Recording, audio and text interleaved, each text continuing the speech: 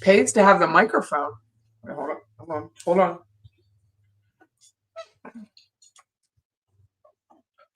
The mic stand just fell.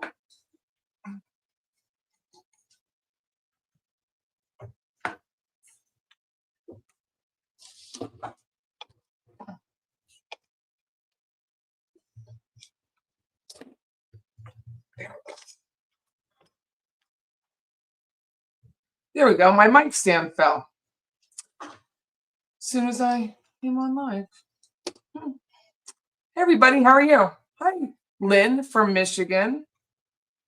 I had the pleasure of driving to Michigan last week. Yay! And then driving home. That was better. Driving home was much better than driving to. It's a long drive. Aw, thanks, blessed mama. It's been a day. I had all these intentions of getting all this stuff done, and then my power went out. So then I didn't get much done. But I guess sometimes that's just the way it's supposed to be. You know, you can't work 24/7.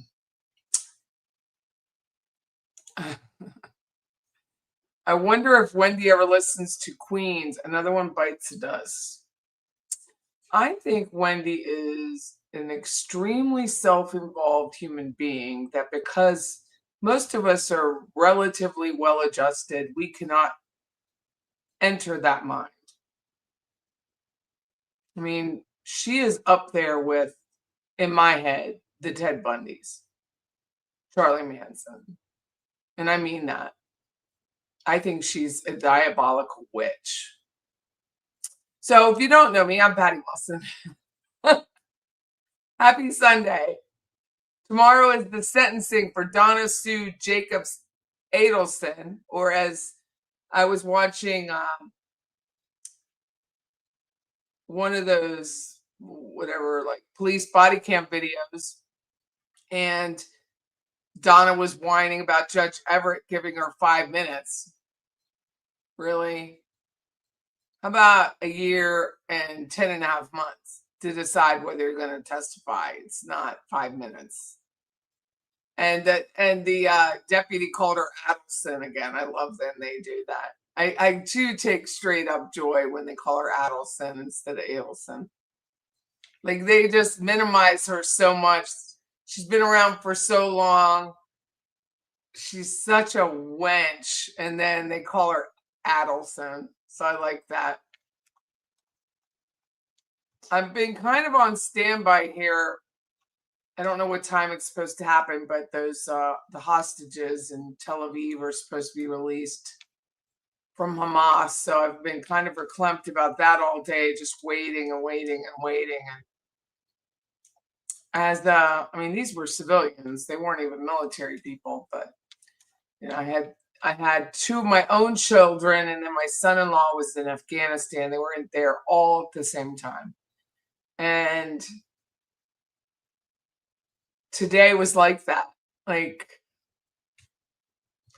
today was. I carried 2 phones so that I would always have a phone that was available.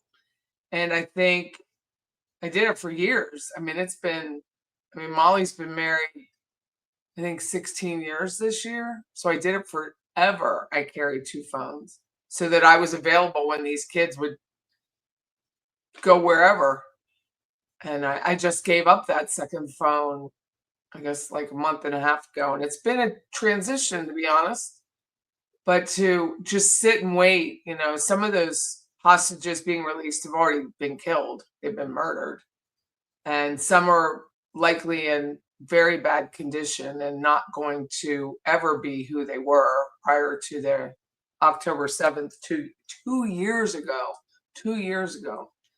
But if you have a loved one that's been overseas and, you know, you just can't talk to them when you want,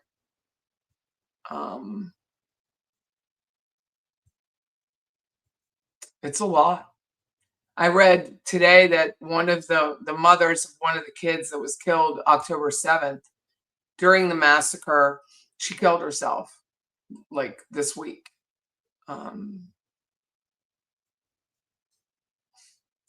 And then you have these people, the Adelsons, who disregard life so much. To me, they're just not that much different. They're just not. They had no regard for their life. They had regard for their taking their grandchildren for tennis lessons, but no regard for Dan Markel or Ruth Markel or Phil Markel or Shelley Markel or Ian, Shelley's husband, or her children. There was absolutely no regard for the Geigers. There was no regard for Jim and Sharon, or law enforcement had to show up and see a man's head blown in half, basically. They had no regard, just none. And I just don't, if murder is murder, then how are they any different?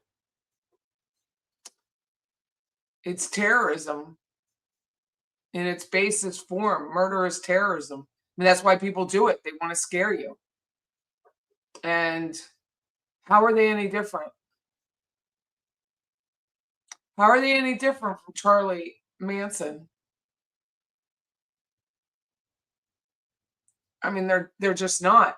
The Markells have been through 11 plus years of this with no end in sight. We all want Wendy. I mean, the whole world wants Wendy arrested. So how are they any different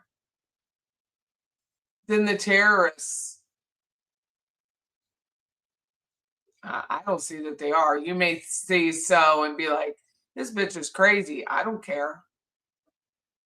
I don't care if you think that. I think Wendy is a diabolical human being who happens to have money to keep her ass out of prison for now. I don't think that money is infinite. I think it's finite. And I think she's got to be running out. There's just no way. There's just no way you can keep that up at $1,200 an hour and not be. You win the lottery. You don't have 100 million. You don't have a huge source. You do a lot of charity work. That there's some boards there, but how much do you get paid, right? I just think she's diabolical, and I personally will just continue to pray for her demise or her arrest, whichever is first. I don't care how she dies, whether it's in prison or her own making, or cancer or whatever it is. As long as she is not on the tax dole, I'm good with it. I just think she's a horrible human. Change those boys' names. That pisses me off just to say it out loud. So anyway, let me say hi to everyone. She is a witch. She is. She is 100% a witch. And I don't know her personally. I know people who used to know her and say she used to be a lovely person. Well, everyone's lovely until they commit murder. And then they're a murderer. They're not a lovely murderer. They're just a murderer. Right? I mean, it's just how it works. Hey, Tater, I saw you on earlier before my power went out. You had already checked in at 5:41. How are you? Can you believe sentencing tomorrow? I was thinking about that today on my way to Mass. I thought, I wonder what Donna Sue's doing today, waiting for her life in prison without the possibility of parole sentence to come out of Everett's mouth. And then I wonder, will they have witnesses? Will she speak? I think she will speak. I think it'll be brief. I am innocent. I am innocent, Judge. You only gave me 5 minutes, Judge. I think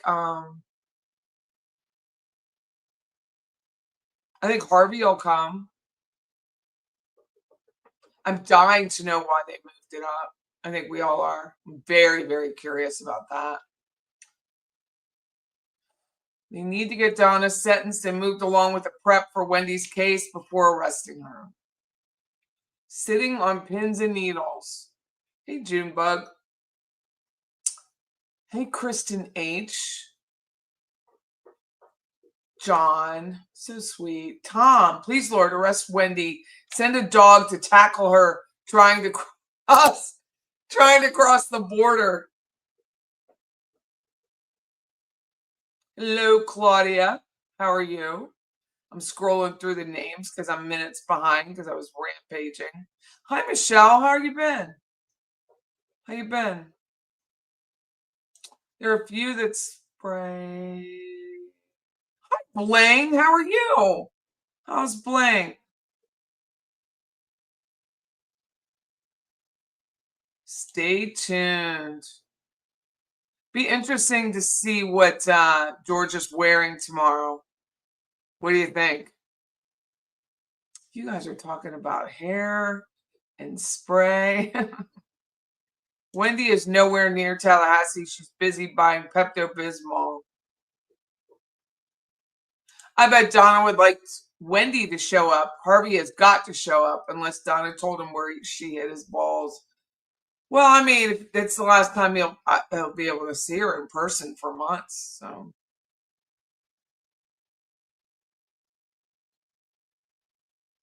hi, Melissa. So excited to catch a live. She says was in Israel for 2 weeks. Happy to be back and home, and we should have our hostages home in a few hours. I hope you had a beautiful trip. I do. Oh, Tater's giving hair advice. She says over drying is where you get frizz. Well, I only wash my hair once a week so that the hairspray stays in. It makes it easier to curl, as you can see. See? And I let it dry. Like when I go home tonight, I'm going to shower and let my hair dry naturally. And then it's soft and silky, and then it won't curl. So I have to put all this other crap in it to get it to curl anymore. It really is first world problems. So Donna could talk tomorrow, like Charlie said something like he is innocent. I can't imagine Donna had nothing to say. Oh my goodness. Every time, okay, so I'm sitting here waiting to come on because I said 8:15, right? And I all of a sudden at night now I get, because I'm 58, I have to blow my nose again. Just runs all day.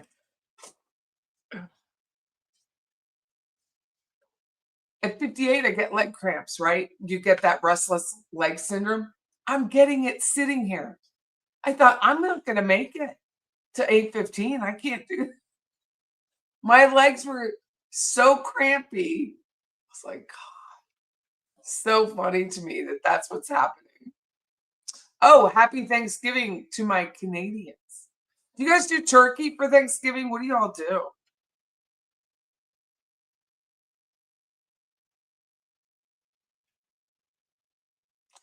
Hey, Mr. C, you think after her sentencing,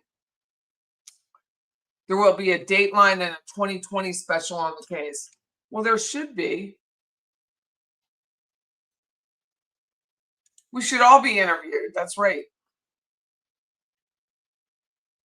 Teaching yourself how to make borscht. I don't even know what it is. The cabbage soup? What is it?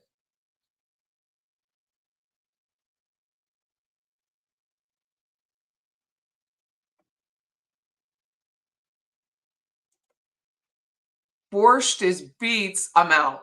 Cabbage, potatoes, carrots, and onions. I'm out. I do take beet powder in a capsule, but I cannot taste a beet. A beet smell cannot pass my lips. My granddaughters love them. Love beets. Ugh. So it's a beet soup. Hi, Mia. How are you?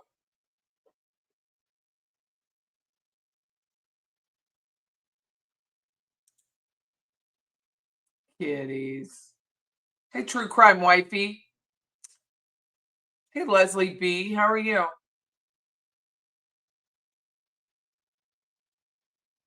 You guys are having all these side conversations I'm trying to skip through.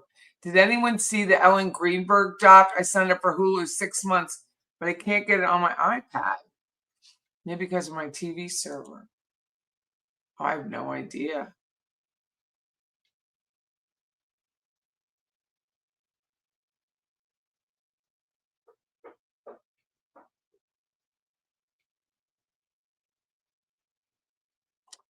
Patty looking beautiful. Oh, well blessed.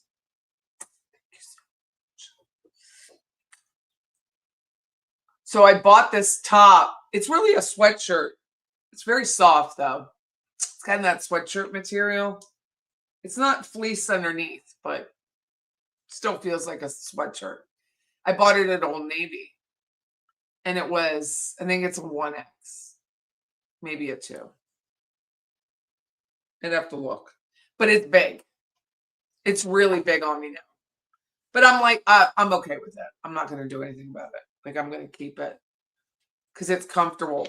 Super duper comfortable. I've worn it since Mass was over. I didn't wear it to Mass because I had to read, but I was like, this is comfy. I might wear this at the trial tomorrow or the sentencing because it's going to be freezing in that room. I'm going to have to bring a blanket. How is my eye?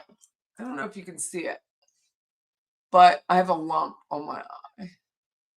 So I don't know if I bruised it somehow in my sleep. I don't know if I got a bug bite in my sleep, but there is like right here. There's a little raised area, but it doesn't hurt as much anymore. Now you can see me without my glasses. I just can't see you. Can't see you. Can't read anything. I know it says razzle dazzle. That's it. The rest is just letters. Just fun letters.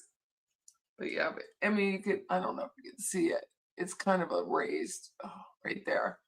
But I've been putting Cystane, the heavy ointment on my eye at night and then drops during the day, and it's helping it. But it was a bitch. It really was. I was trying to tell people when I was driving up to Michigan, it hurt so bad, and I had a pillow over my face, and I thought you should have signs up on the side of your car so people don't think you're doing meth in your truck. Thanks, Linda. The weight loss is coming along. I only lost a pound this week, only. I only lost a pound, so I increased it. I increased the shot, and it's my last dose because I'm starting on an Eli Lilly trial. It's called a GLP-3. I'll tell you what it is. I don't think I've shared this with you before. And then we're going to watch Veroscope. Eli Lilly GLP. What's the alpha omega? It's an alpha omega peptide, and it's in the trial stage. And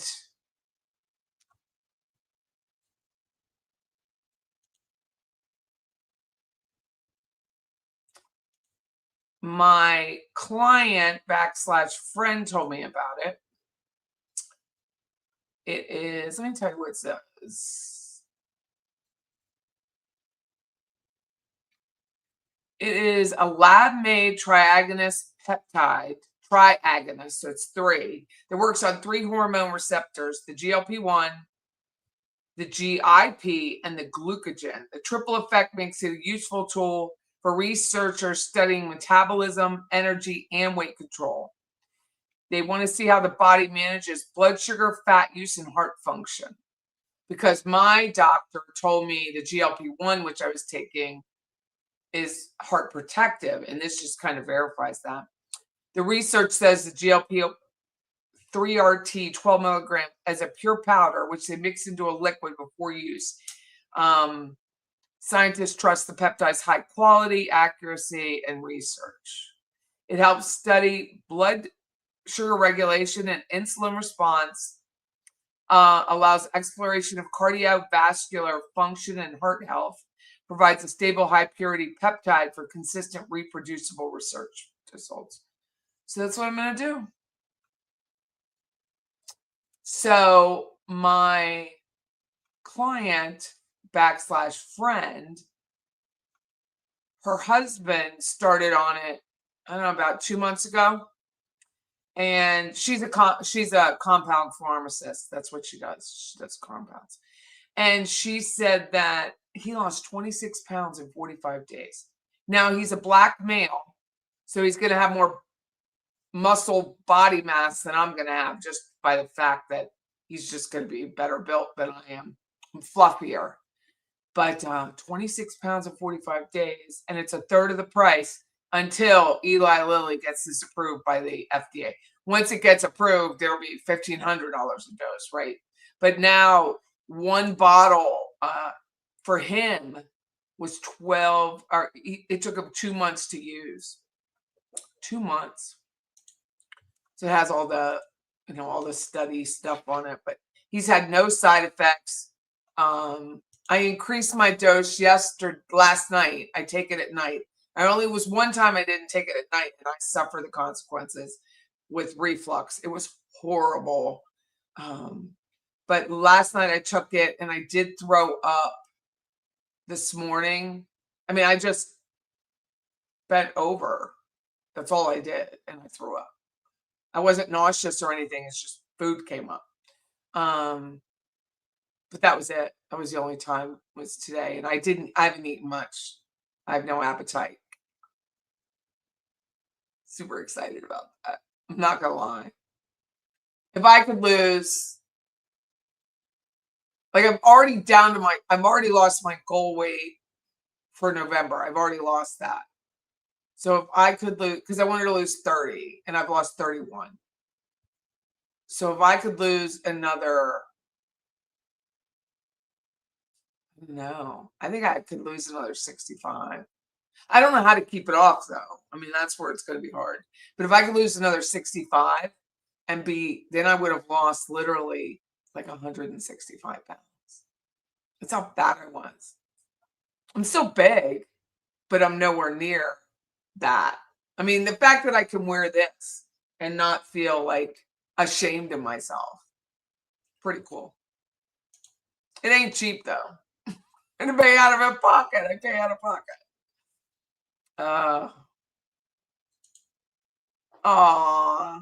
Well, thank you, Debbie. I'm really, really interested in this shop. Like, I really enjoy not being hungry. I really enjoy it. It's been a thing my whole life. I actually was talking to a physician at the baptism last week. She's retired now, and she was asking me about it because I didn't eat. I told everybody I'm not being a difficult person. I just not eating. So I split something with my granddaughter, and she ate mine. She's an athlete. She can do it. But I mean, she was like, do you still have, people call it food noise. Do you call it craving? I still get cravings, but not for a specific food. I get cravings to chew, right? So gum is now like $5 a container, but so I chew gum. It's really it. I don't have a craving for a chip. I don't have a craving for, what I used to crave was McDonald's all the time. Don't judge. It's just the truth. But I loved McDonald's. This body was built by McDonald's, but I don't crave it anymore. I don't crave Diet Coke anymore. I crave chewing. Like, I feel like the restless leg syndrome, if you're older and you get that, and you feel like you have to move your legs, I feel like I have to move my jaw in a chewing format. That's really it. Did I get blood work? Yes, I did get blood work. And I'm not on diet. I don't have diabetes. I was just overweight. Why would I take it without diabetes? Because I was fat. And you don't have to have diabetes to take the shot. You just need to pay for it. So some people take, they'll take phentermine, or some people will take, which I mean, it just didn't work for me after a while, which is a pill. Some people just intermittent fast. The first bunch of pounds I lost was intermittent fasting. I lost about 75 on it, I think, and then gained some back, and then I've lost that plus. You just have, it's a disease of the mouth, I guess. I don't know. But anyway, I was fat. I didn't want to be fat anymore. So that's why I did it. Donna is hoping to get her conviction tossed on an appeal. I know. I read that it's a long document, that they used a lot of the Denise Williams case, but I just don't think that, I think they have more on Donna than they had on Denise Williams. And we talked about that last week. I really, really do. I think the Donna case is far easier to prove murder before and after the murder than that money drop off is everything. Wendi will never show tomorrow. Ever, ever, ever so. Leslie says, eventually everyone will be on a GLP-1 because it's great for everything. My blood pressure. So people like, you're not a diabetic. No, I'm not. But I did have high blood pressure. I don't have high blood pressure now. So my risk factor for stroke was higher than it should have been, when you're overweight.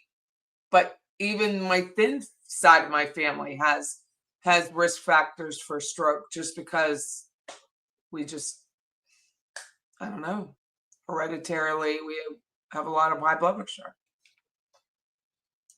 I had a friend, well, I told you about him. He's in Mexico, not any better. I don't know if he's alive or dead, to be honest with you. But he had an aneurysm. Healthy guy. He had a scoliosis surgery, I don't know, last fall. He turned 62. He's on a ventilator, maybe, if he's still alive. We're just not getting any information in Mexico, as you can imagine. And I wonder if the scoliosis caused the clot. Or the surgery or the recovery caused the clot. Clotting factors are big for people. How much did this shot cost? Well, it depends on where you get it from. So there's some companies that want you to pay a subscription.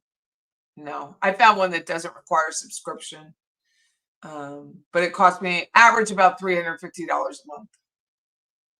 But when you're eating out all the time, it's 10 meals a month. It's really not that much different. I'm not eating out all the time now. I'm not even buying soda out. I don't really drink coffee out. So you just save a lot of money when you're not eating, by the way. My BFF lost 80 pounds in a year on Zepbound. She was morbidly obese. She's in maintenance and looks fabulous. That's basically what I took. It was tirzepatide, which is the same drug. You get it direct from Eli Lilly and pay $500 a month. But with strength, that's where it is. It's like I'm now, the dose I took last night was 7.5 milligrams, which is like half of what the full is. I took phentermine and lost 42, and I've been able to keep it off for about 6 months. I train my stomach to eat once a day. Whenever I get a craving, I eat. So far, okay. I do too. That's exactly what I do. If I were to get, like, in the beginning of this, since June 20th, if I had a craving for like chocolate, I would eat the chocolate. I would absolutely eat it, because I felt like if I didn't, the craving would get bigger than the urge. I didn't want to live like that. I wish she will be shipped to prison as soon as possible. She will. She will be shipped like right away. She'll be shipped there. They'll be prepared to move her to the processing center. And in my guess, she's going to go to the Ocala processing center, which is the women's processing. So it's like a 2-hour drive. Not even, it's like 1.5 hours. And so she'll be transported. By the end of the day, next day, I think she'll be taken out. Make it simple. Protein, vegetables, and healthy fats. Limited fruit like berries. Sweet potatoes for carbs. No dairy. Yeah. I appreciate that. My protein, I do eat chicken. But my protein really comes in the form of a shake or chicken or a yogurt or an egg. That's really it. Can I ask around how much you weighed to start with? 325 pounds. 325. Right now I weigh 225. I weigh 225 pounds. I was 210 at the end of my first pregnancy. I don't even remember what the others were. And I would really like to get down to my Air Force weight, which I'm 5'10". So my Air Force weight, I think, was like 165, 160, which even then was on the high side. I mean, they wanted me to be like 145 in the Air Force when I first joined. I was on the high side. I think it was like 165, 162. So if I could do that, I mean, that would be precious, precious. But the skin becomes a factor, right? So you know, this is not all supple. It's a lot of hanging going on here. Wait till we start paying higher premiums for being obese. We already do. We already do. It's already baked in. What prison will Donna go to? She will go to, hold on. I don't know the exact name. It's the reception center, is my guess. She will go to the Florida Women's Reception Center. Let me share with you what it is.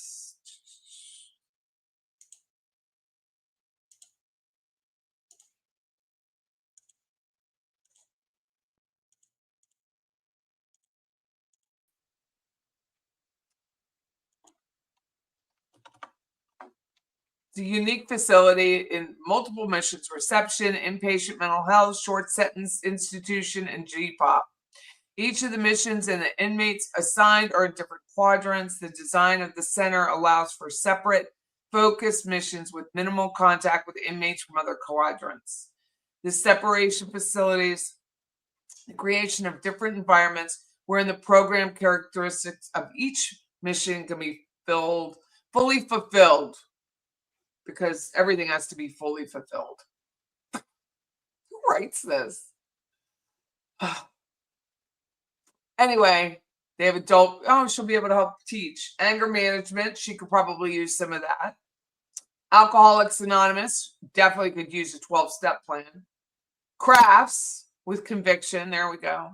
Creative writing, the children, Compass 180, I don't know what that is. Journey of Years, the law library, so she can teach people what she knows about the law, and the South Florida legal team that she developed. Yoga. Ends with yoga. Lord have mercy. 1,200 women.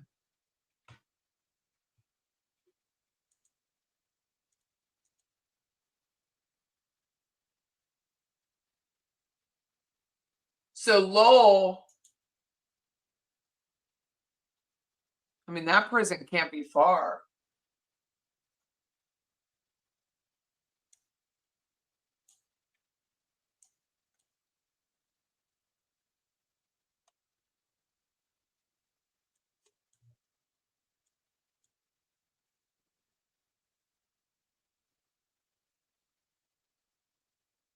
It's a beautiful area. It's horse country here. It's a beautiful area. You paid $350 at 2.5 milligrams in 5. Everything above that is 500. You're on 7.5 now. I just took my one dose, 7.5, but I won't take another one. I'm going to go to this other drug because it's only 120 a vial, and it lasts 2 months. So we'll see. You think, well, there's Lowell Prison, and then there's the Lowell Annex. And I believe Katie is in the Annex. So she would go to the prison. She would not be in the Annex. You wish me luck. You're scared. Well, thank you. I mean, I was scared at first because Ozempic is a very harsh drug.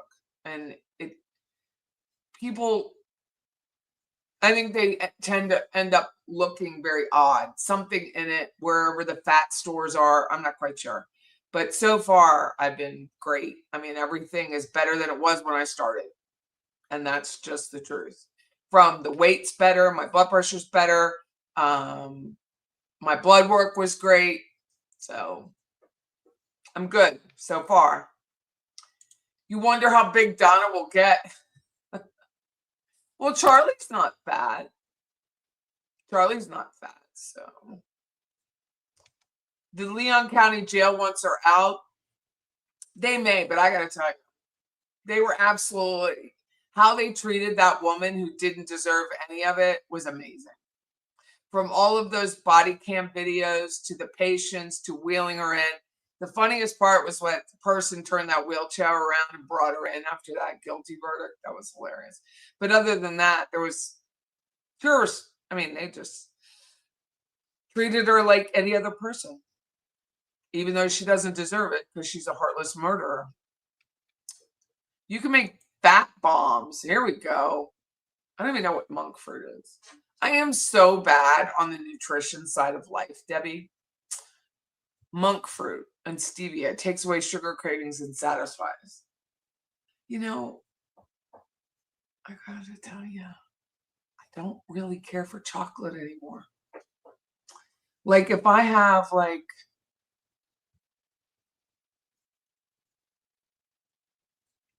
when was the last time I had chocolate? I'm trying to think.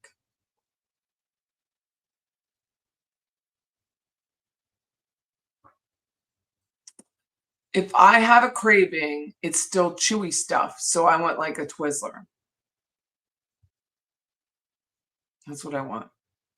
Chocolate, like a chocolate chip cookie or an, oh, I know what it was. Someone gave me one of those Reese's peanut butter cup and it has an Oreo crust around it.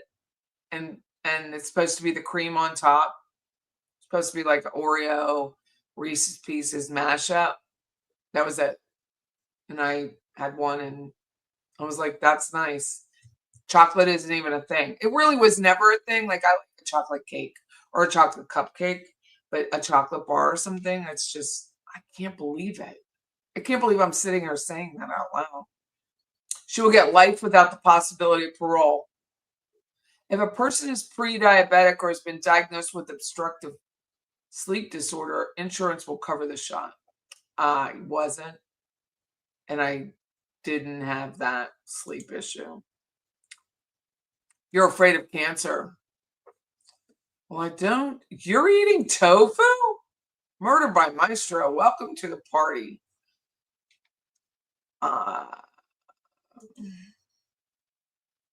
You're 278. I mean, all you can do is do your own research and talk to your doctor. I just don't think cancer is an option with this. I just don't see how, when it deals with brain receptors, I mean, unless you got a brain tumor. But so far, I mean, I haven't read any study where that cancer was a thing. I think Ozempic would have been much harder. You're 5'6". I'm 5'10". 5'9.5" probably, if I'm shrinking yet.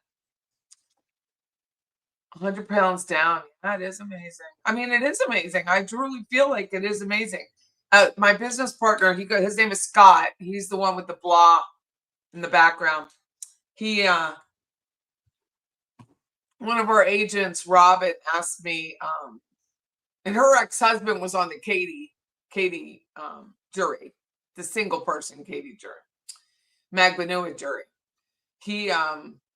She said, do you have any before and afters? I'm like, no, I mean, just normal photos. I didn't stand there buck naked and take a picture. And Scott's like, I got some befores. It was big. It was big. Your BFF was diagnosed with fatty liver and insurance covered her shot. Who's her insurance company? I had fatty liver in my family. My aunt died of it, and she wasn't fat. Wasn't fat at all. If you lose 20, you're happy. Well, if you lose 60, you're even happier. On Stepbound, you crave happy food. Hope, Alaska. Everyone does what works for them, and I'm glad you found something. Thank you, Rich Auntie. What is it they do at the reception center? They'll do personality profiles. They'll do her medical workup. It's about where they're going to place her. Where they're going to place her. There's only a couple. So Lowell, Homestead, and then I forget what the other one was. But I think there's only 3 or 4 total women's centers. So it's probably going to be, if Katie's at the annex, she's going to go to the prison. You do intermittent, or she could stay here because they do have general population there. So she could stay at this Ocala center. I do intermittent fasting. I only eat 1 meal a day and I run. And I'm grateful that I don't have any joint problems. Good for you. I just started walking. So I literally just started walking I have a dog, Maltese, Roscoe. I just started walking. Because I was only eating like 500, 600, 700 calories. And I don't feel like walking. But I didn't feel like walking before. It sounds like she is checking into a spa. That's funny. You work out, Rebecca. You're beautiful. Donna is going to the Four Seasons prison cell. I wish she was just going to like the hardcore men's units. I don't control the Department of Corrections. Donna is done. You're waiting for Jill's arrest.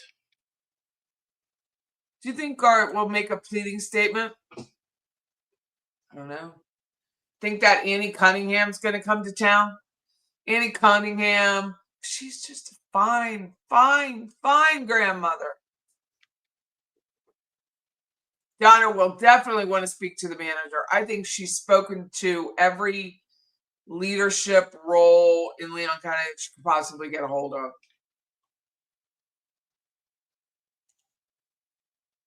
She was stomping her feet and pounding her fists, and she was shackled. So it's a lot. Do you think they will send her to South Florida? I hope not. I hope not.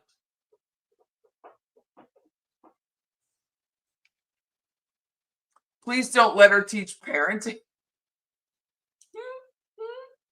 I love Coke Zero. How are you?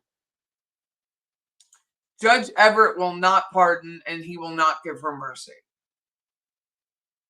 Do they have Latin queens in prison? It's funny.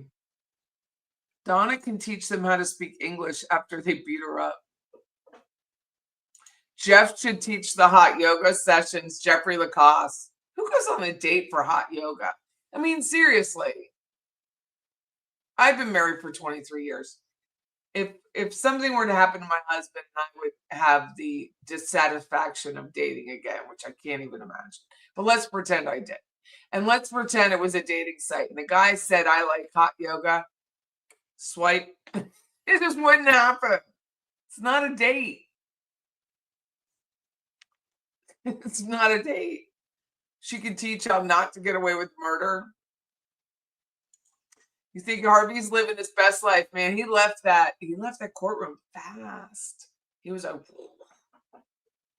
like Forrest Gump walking out of that courtroom.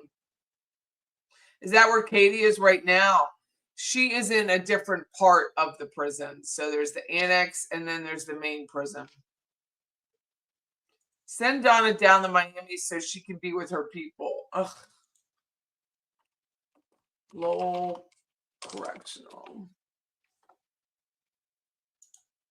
This is not far from where Donna is. Gonna go. See, there's Lowell. It's Gainesville Road. I mean, it's 2 prisons on the same road. The Lowell Annex or Work Camp. 968.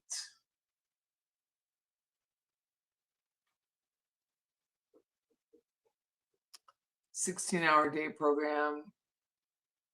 Judson College title. This is where they have the more stuff. Okay. Cosmetology. This is why Katie's eyebrows are done. This is why her hair's done. Culinary arts, electrical, horse care technology, heavy equipment operating. A lot of that is virtual. It's not real life. Turf management, manufacturing, persevere, whatever the hell that means, and dog training. Like Katie's eyebrows are so specific. That's Lowell, and then the annex is separate.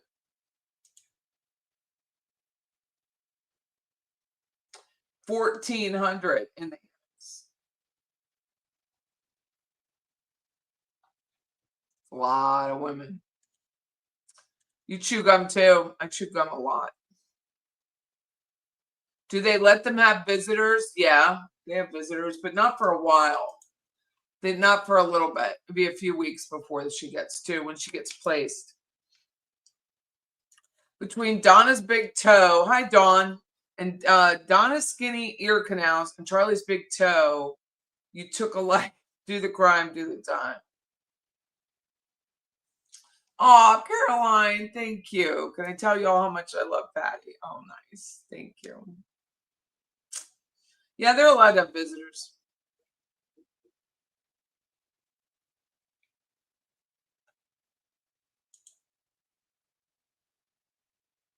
Yeah, patriotic. AC. Is it just me or does tonight feel a little bit like New Year's Eve? It's the night before a new chapter for the Markells. Justice for Dan. Open season for Wendi Adelson indictment. I really wonder why they moved it up even a day. I mean, it was just going to be Tuesday, which is great for me because my husband has a neurology appointment on Tuesday. So this all works out. But why? Why? Why did they move it up? Donna will be dreaming of her Leon. Let me see if there's interior photos of Lowell Prison. Look, interior photos. Like that's the thing.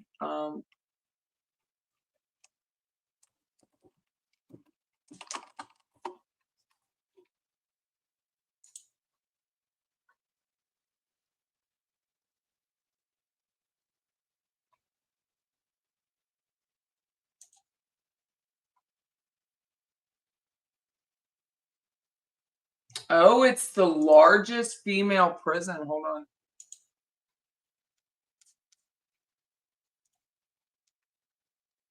Prison failed to protect female inmates from repeated sexual abuse. Staff, this is old, so don't get too excited about it. 2020.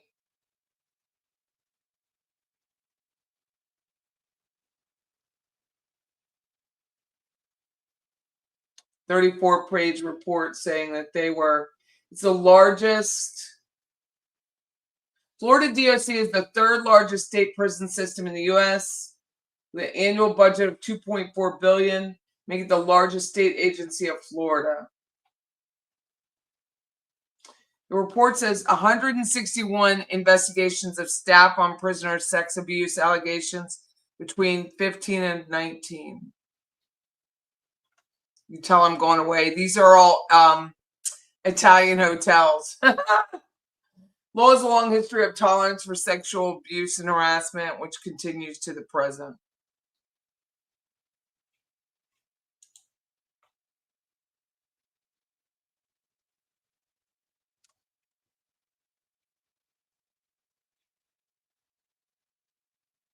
Wonder if it is really like that.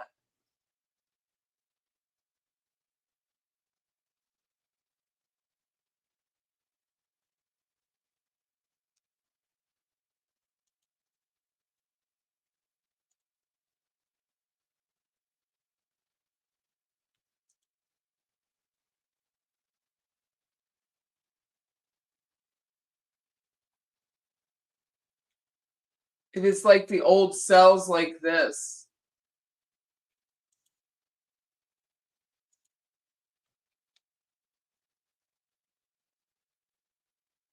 Or is that just a stock photo?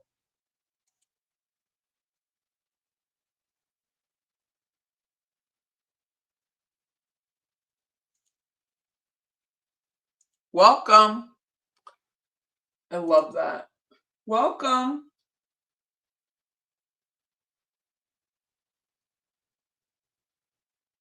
It was 3,000 women.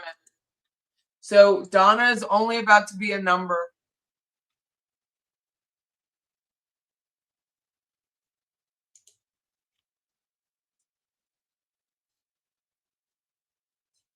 This was an older investigation from 2015.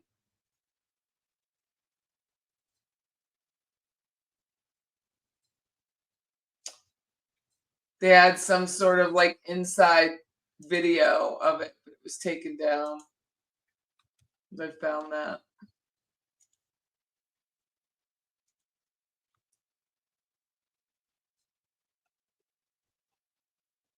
It's 2021.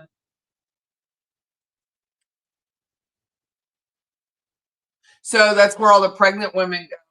Wow.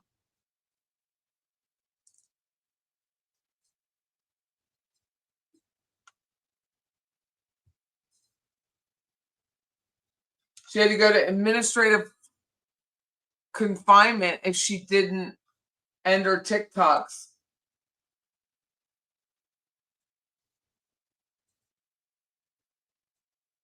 Cooking someone to death. Oh, it's that article about no air conditioning. I don't know if it has air conditioning or not. Hold on. Does Lowell have?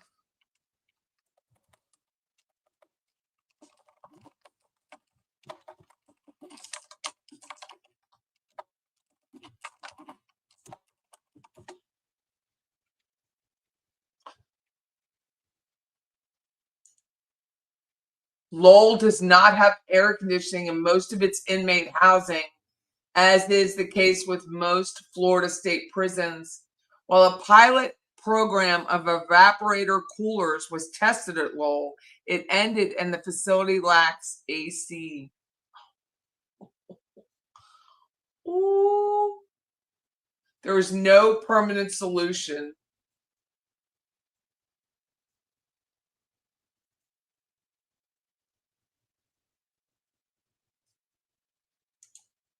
Holy shit.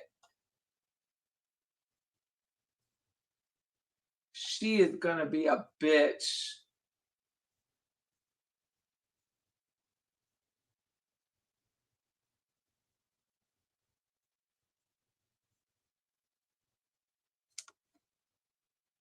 Whoa, there's no AC at Lowell.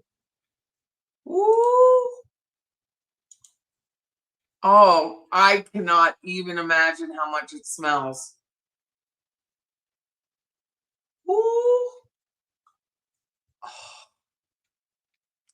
Would you say she'd be crabby?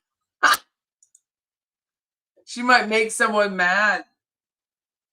Buried alive. I know. I had no idea. I knew that there were men's prisons that didn't have AC, but a female prison, I mean, I'm sorry, but a bunch of fucking. Oh, I just completely blew out of that.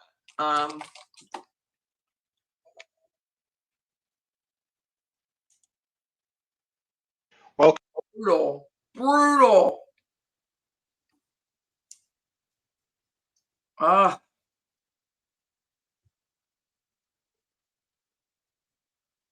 I would take the firing squad for no AC. I know, especially when you're in menopause. What are the age range? What's the age population?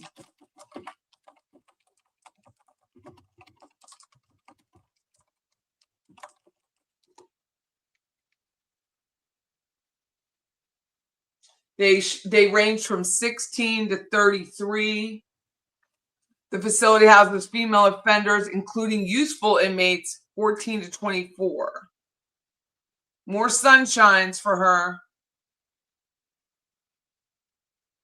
Aging inmates up to age 83 were at the facility. Florida law defines an elder inmate as a prisoner aged over 50 or older.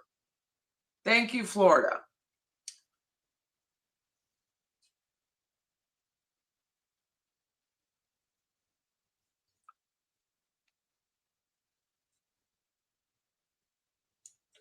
The annex also houses close security and death row inmates. So the female death row is at Lowell.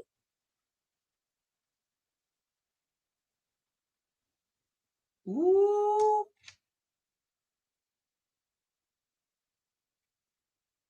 Let's check Homestead.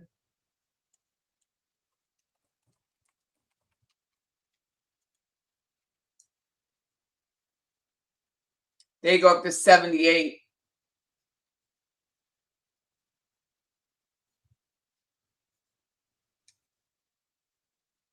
Ooh, I wonder if it has it. Wait, does Homestead?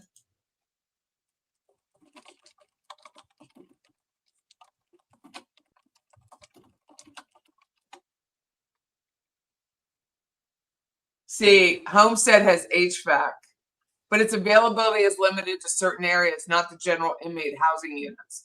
Inmate housing areas are often without AC, with cooled spaces typically limited to the officer controlled rooms, library, infirmary, and other administrative health care. That makes me feel better. I really don't want her to be comfortable. And no AC in Gainesville, like it's a swamp box. I mean, that's it. Stop those feet.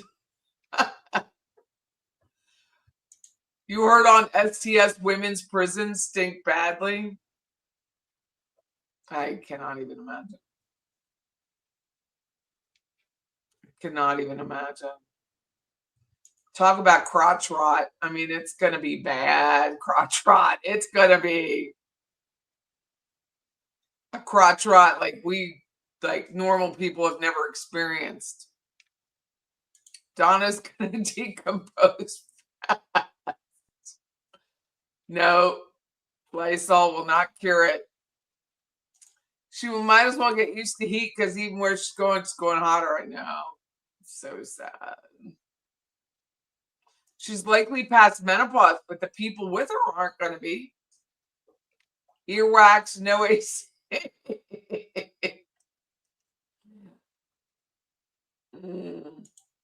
So let's watch. I have ready to go. If you watched with me before, this is Veroscope. Wendi. So this person, it's Alistair is his name, and he has this AI model where he takes the transcript of Wendi Jill Adelson and he analyzes it for lies and deception. This is the fourth in the series. The first three showed that just about every word, including and but, that came out of that bitch's mouth. No. Where am I? Hold on.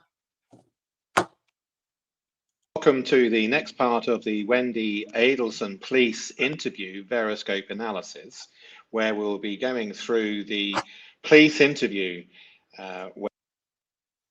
where she is currently with her friend Jane and the victim advocate. And we will be running through some of the forensic linguistics which we find. I'll briefly begin the first one, which and as we go through these, the forensic linguistics. I don't know why this is lost, but it's lost. I don't know if you can still hear me.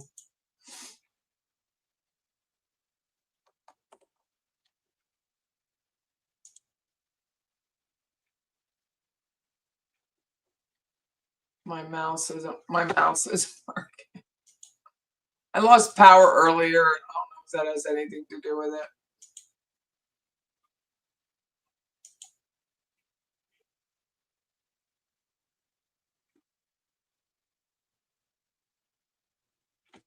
My mouse is not working.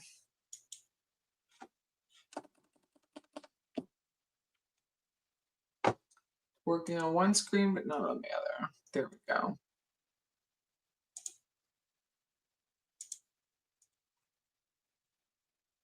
It's my mouse. It has a mouse.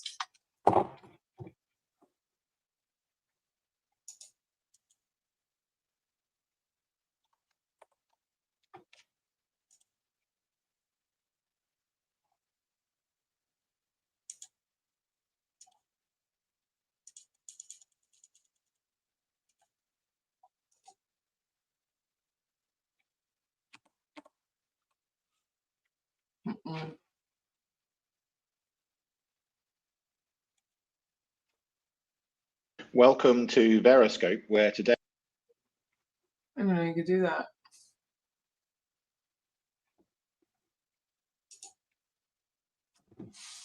I don't know what to do.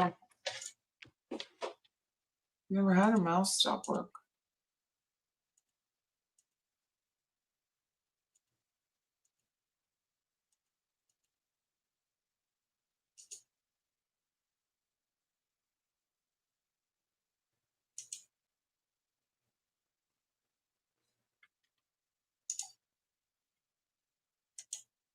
This is so bizarre.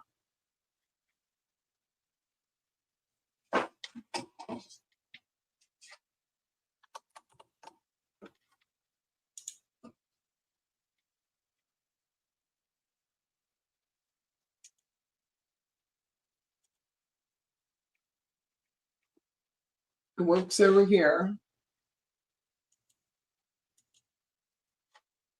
we're going to be analysing the detective interview of Wendi Adelson, and it happens to be the birthday, or would have been the birthday, of Dan Markel, who unfortunately was killed by being shot in the head.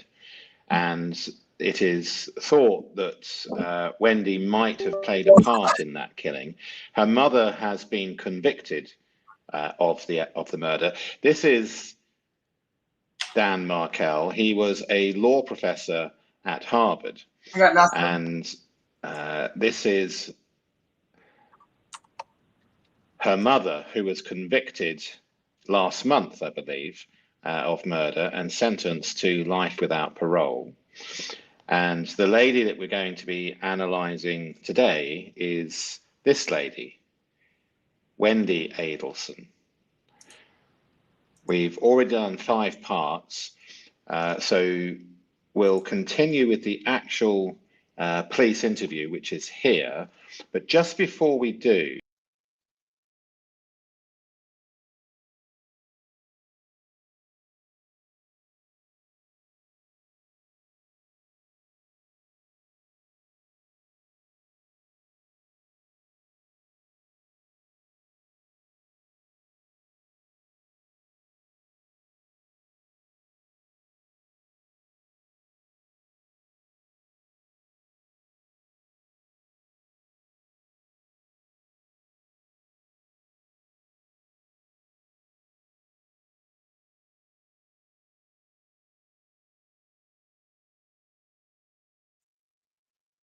You're still here. Yay.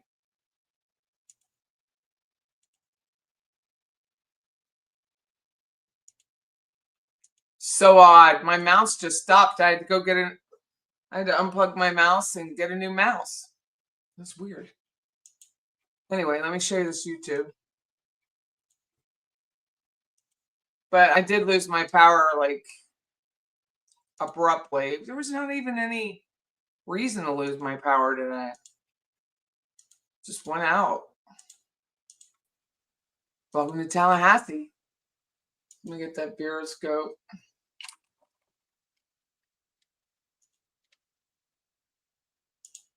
welcome to the next part. So anyway, as I was saying, this gentleman, Alistair, has this AI program. And in the AI program, he takes the transcript of the interrogation or questioning, because she wasn't a suspect, right? She's not a suspect. Of the questioning of Wendi Jill Adelson, and analyzes it to prove in point that this heifer lies with every minute of her breath. She's lying, like every minute. So I thought we'd watch. This is the 4th in a series, and here we go. Part of the Wendi Adelson police interview veroscope analysis, where we'll be going through the police interview where she is currently with her friend Jane and the victim advocate. And we will be running through some of the forensic linguistics which we find. I'll briefly begin the first one, which, and as we go through these, it's probably a good idea to go through them during the breaks in the interview. so that we can spend some time with them. But let's run through the first one first. The first one first. That's an interesting way of saying things, isn't it? So we've got knowledge of death before announcement. Now, bear in mind that this isn't being done at forensic level. This is an example. So there's going to be transcript errors. There's going to be mistakes, but this is to learn from as opposed to being done professionally. So she says, somebody shot Danny like to death, holy something or other. I don't even know that he was still living. Sorry, I didn't even know that he was still living. So what we do is we learn to slow down. Hold on, for context, I want you to see who Jane is. So someone was kind enough to share with me Jane's social work at University of Georgia. And as you could tell, Jane is on the left side, right? Left side. Or right side as your screen hits, but left side of this girl. And Jane is not aging well. Jane has a hard time combing her hair. Clearly, washing her face is a challenge, and brushing her teeth because her teeth are yellow. So Jane may have become a chain smoker, but I don't understand why someone who is as educated as she is walks around looking like this. But that's where we're at. I mean, it's like, she's not in prison. But this woman literally does not comb her hair. I mean, at all. Here she is this is her. Not a comb, not a pick. That's Jane McPherson, Miss Know-It-All. See if there's another photo of her. Here she is. Combing your hair should not be a leap when you have a PhD.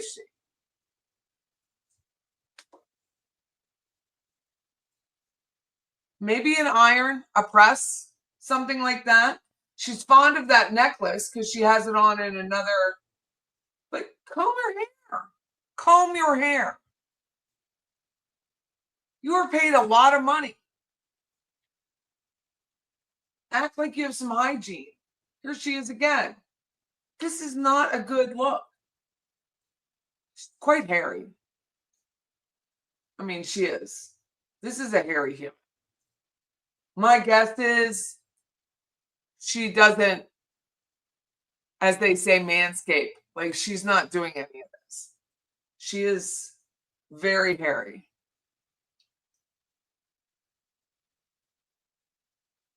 I will say it again. Wendi Jill Adelson really likes to make sure in her mind that she's the prettier of her friends, because this is not good. Here she is again. First of all, bed sheets aren't always a uniform. Like gauze, it's just constant. Comb your hair.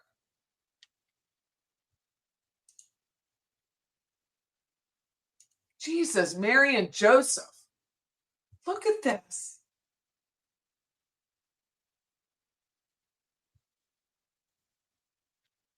Come on. See, she's cute. She looks put together. I don't understand the socks and the shoes, but the dress is cute. Here she is. This is so bad. It's sad. Like, that's Jane. Jane is quite judgy in this interrogation. So I wanted you to see her. And you know who you are that sent this to me. Thank you very, very much. So that's Jane. So we're going to watch some Jane. When we're analyzing a statement, and we look very carefully and we try to get into their mind, their unconscious mind. So we try to get extreme rapport with what they're thinking and what they're saying and why. So in this case, let's look at this carefully. I didn't even know that he was still living. I didn't even know that he was still living. So, was still living, past tense, versus is still alive. So we look for what might have been or should have been versus what is. So she speaks of Dan in the past tense before being told he's dead, because she's currently told that he's hanging on but has an injury that he won't recover from. This reveals knowledge of the outcome. If she just learned, should be the present tense. Humans have difficulty accepting death. It can take days, weeks, months, even years. Sometimes, even having been to the funeral, we like to imagine perhaps they'll walk through the door. It's a human condition that we don't accept death quickly. The brain reveals what it knows often through verb tense, certainly through articles and pronouns, which are all unconscious. This isn't interpretation, it's factual verb tense error. But here's what's interesting. I didn't even know that he was still living. Think about this deeply. It means that she knew that he wasn't still living.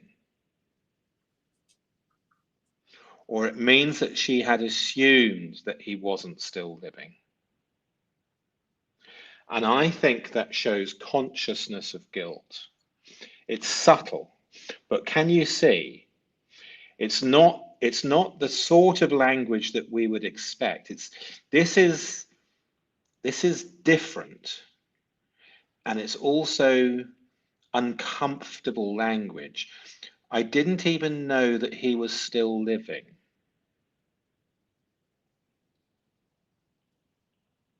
Versus I didn't know that he had died. Do you see? I didn't even know that he was still living. Anyway, let's carry on with some of the actual interview itself. This is Jane, who's giving her a hug, and this is the victim advocate, if this is the first time you're seeing it. I didn't want you to be married, but this was not the method. Well, that's what I said to the officer. I was like, we had a rough time, but This has been a terrible he's time. the father of my children. Right. And so they're kind of hugging in a very strange sort of way. And Jane has just said that she didn't want her to be married to Dan, but this isn't the way. I mean, isn't that a strange thing to say? And then Wendy's explaining what she said to the police officer. we're entering a new phase where he has this girlfriend and he's out of town a lot, and that was nice. I don't know. That's why I know there's just, I mean, given his personality and everything, there's no way that he did this. No, he didn't. He had plans to be out of town. He was leaving on Saturday. And he was delighted with Amy, and he's been delighted with this. Yeah. And delighted with the boys, and delighted with. No. Okay, so we've already established plenty of times that Dan Markle has been hurt by others, by hitmen in effect, and shot twice. Wendy knows this full well, that it's not a suicide.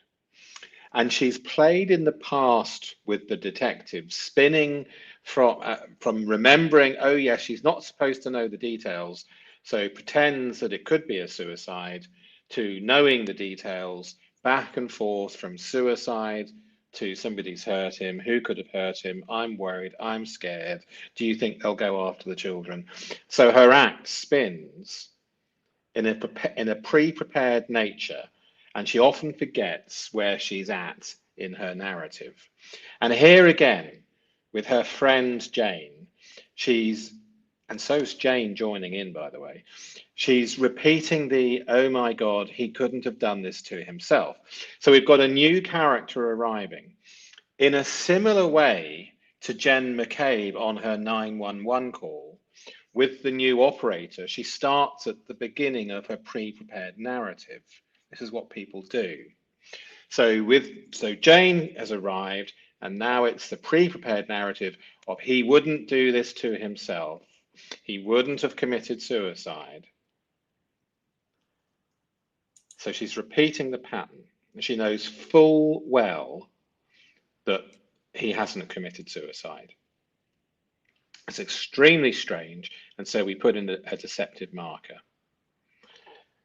The other thing, she knows full well that the detective has told her again and again and again that she isn't a suspect, although he's swabbing her hands and keeping her in the room, etc.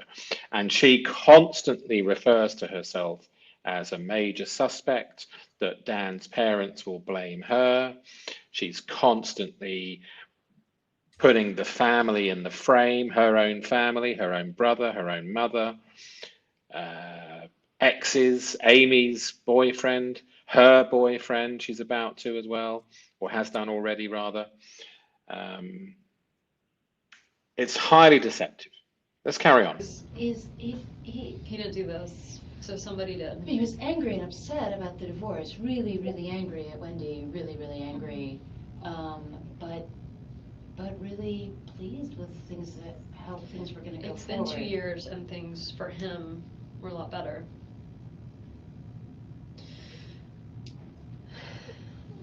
Do you mind if I get Investor Iceland to kind of tell him about Jeff? I think you should do that. Let me go grab him, okay? I can't believe you brought your own drink here. Well, I wasn't sure how long I would be here. I was thirsty. I had just arrived home to pour, say, a glass So the victim advocate leaves, and these two are immediately giggling and laughing.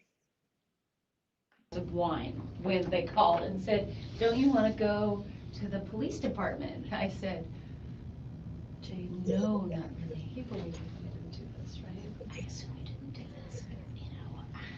I wish I had I was home working on a paper that's due. And they're into a little conspiratorial gossiping state. Well, you'll I have. sent it in, I sent edits to You'll someone. have. I hope they have the time log. Of course they will. Of course they will. All of that is evident. You will. You don't. I understand why they think it would be me, but. Of course it would be you. Of course it would be you, she said. It would. Jeff would be my vote. Now, again, just going by, likely. I agree with It you. can't be an accident. He didn't do this. Jeff. Okay, and then they switch back to the accident suicide narrative. I hope to God he did. I know Jeff didn't do it, but I don't think Danny did. Somebody shot Danny. To death. Holy shit. I didn't even know that he was still living. Sarah told me that, and then I started freaking out and was like, I want to get the boys over there. Is he scary looking? Because I want, if he's not going to make it, but he's okay. Or he's not, I wanted the boys to be able to be with him. Shouldn't somebody be with him? I know, that's what I said. I was like, he's there and he's all alone. I was like, is he with. Shouldn't somebody who loves him? Yes. Should I go? Someone needs to go there. I know. He's by himself. Really? He's by himself? I don't think they haven't called the family yet. They haven't called his parents. They were like, what are his parents' names? They're asking me. How about the rabbi? Oh, that's a really good idea. How about the rabbi? Can you ask them? Yeah, we'll do that right now. So there's no rabbi at Shomri, but Rabbi Schnoyer Oyerman, that's really his name. Oh, that's a far better idea. Then I don't have to go. Him or Jack Rumberg. They need to go. Yeah. What is That's she a laughing really good about? idea. Yes. Especially if he's not gonna make it, so that they can. If they can. It's a blessing. Okay, yeah, thank you so much for being here. I was sitting in this. Oh, so now she's back to the recognizing that he is still alive. So she goes back and forth between past and the current tense. Through by myself, losing my mind. I was at lunch with Janine and Rita. Sorry, the present tense. I don't know if you know them, friends of mine, and these officers walk in, and I just like, we just finished, I ate a lunch, like I had a whole delicious lunch, and they're like, are you Wendy? We need to speak with you, and I was like, oh my God, are the boys okay? Like, and they were like, the boys are fine. And then I thought, oh my God, like, What's what's not going, like, fine? who's finding me here? And they wouldn't tell me, and so he said, I need you to get in the car, and so he drove me, and I started, like, it was a I can imagine these two have been gossiping for months. Okay, let's have a little look at some more of the actual analysis. So did you catch that? In statement analysis and forensic linguistics, part of the skill is learning how to capture the conversational speed. And that develops by listening over time, and perhaps having studied and researched a statement once and thoroughly, and then listening to it again, and you'll hear so much more, and you'll start to pick things up at that conversational speed. So again, I don't want to harbor the fact, but this is wrong in my opinion. I didn't even know that he was still living. Do you see? It's fractured. It doesn't sound right. To me, this is somebody that is consciously aware and quite frankly has been planning. I didn't even know that he was still living. This doesn't sound right. So we have self-insertion as suspect. This is constant. I'm a suspect when told she's not. And this is the pattern throughout. They probably think I'm a suspect. I believe then Jane says, you're a smart suspect. You should be the suspect. That's right, Jane. She should. And, you know, you've been gossiping for months with this woman. So yeah, I suspect you're right. Wendy, I am a suspect. Okay. Between Jane and Wendy, there's a bit of a tag team thing going on. Nobody suggested suicide, yet both women immediately deny it. And here, look at Jane. Delighted, delighted, delighted. And she also says delighted twice more. Delighted, delighted.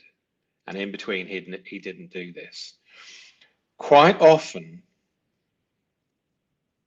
we say what's at the top of our mind. And I think these two are absolutely delighted that Dan is brain dead. That's the extent of it. And we see them giggling and laughing and gossiping. There's sort of pre-planned talking points. I think they've discussed this sort of thing as a joke. And Jane even half joked, didn't she, as she's strangely hugging, saying, this isn't the way to do it, or whatever the words were to that effect.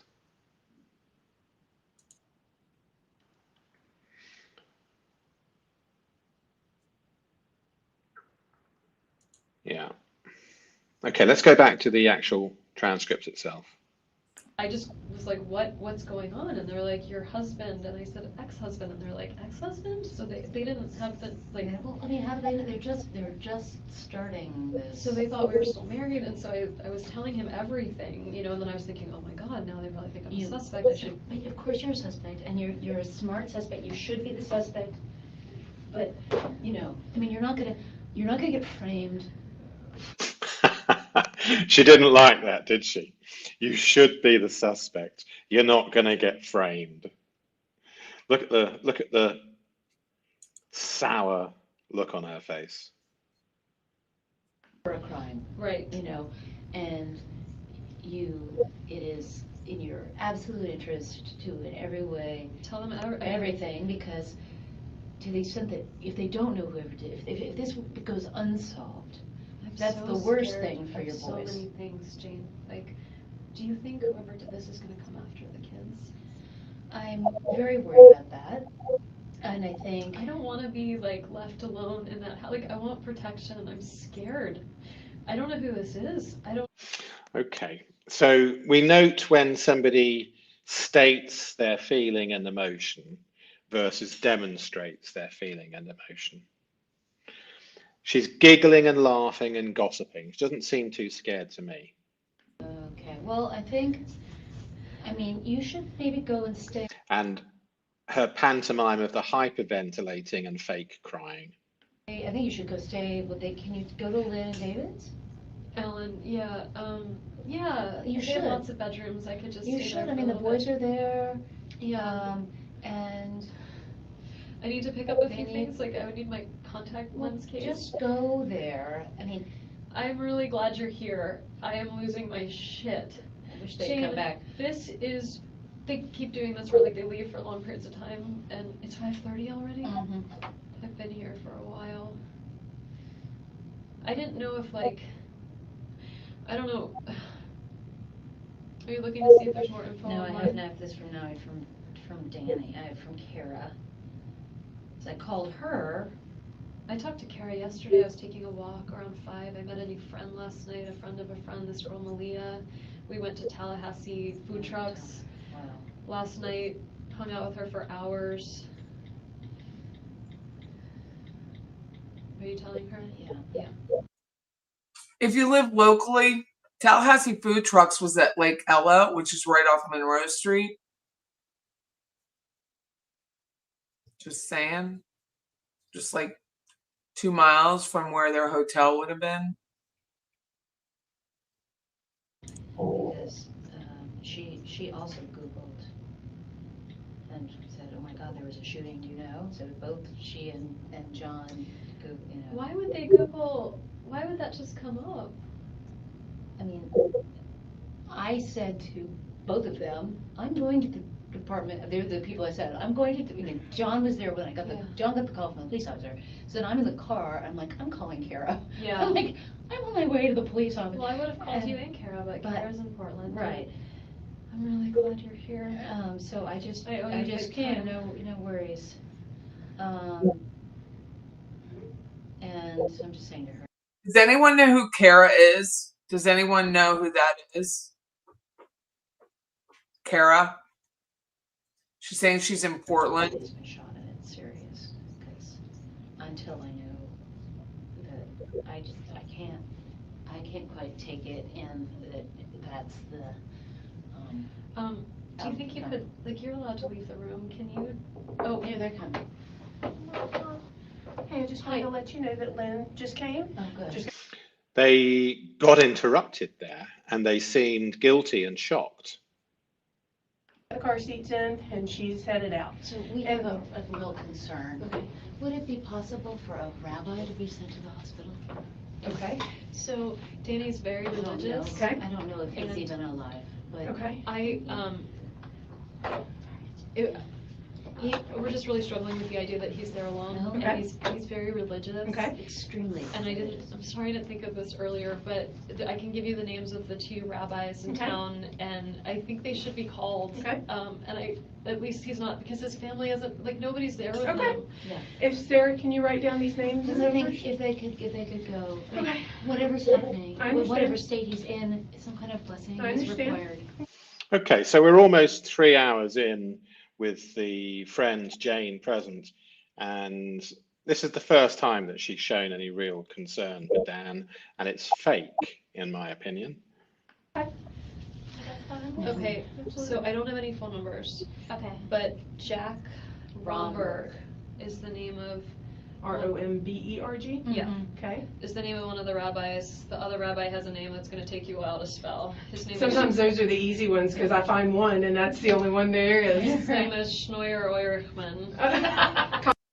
I don't like this victim's advocate at all. Just so we're clear. Common spelling on it? That's really his Yeah, name. good. But his last name is Pop the champagne, why don't you? Oirechman. Oirechman. His first name is Schnoyer. Schnoyer. I'm just Googling Rabbi Tallahassee. And I'll see what I can find. If you'll tear that out for me, and I'll see what I can find. Thank you. But Lynn is here. The car seats are in. I've spoken to the preschool. I changed the name. They were fine with that. Preschool knows that. Lynn is coming. Okay. Yes, I've spoken with them after you spoke with them and told them she was coming. They were fine. Okay. Do they know what's going on? I don't know. The investigator, made contact, so I don't know what all they know. Okay. But we spoke with Lynn and said. She's gonna take him to the house. Yep, and does Lynn said. know what's going on? We explained to her he is severely injured. He may, probably will not make it, but. he knows not to, they know to tell the Correct. So they're just gonna pick him up, say mommy's Mhm. in a meeting, mommy's busy. Time for McDonald's. Auntie Lynn's picking you up. Okay. They're 3 and 4, dumbass. It's not that deep. And then I have her, cell phone number, because I knew you didn't have your phone right then. We'll get that back to you here Okay. shortly, hopefully. Okay. And I told her that you would call her and probably go straight to the house, whether it's us taking you there, Jane taking you there, whatever, however you need to get Does the car there. need to stay here? I don't think so. What? Did I gave Whoa. Leslie, you called Tova?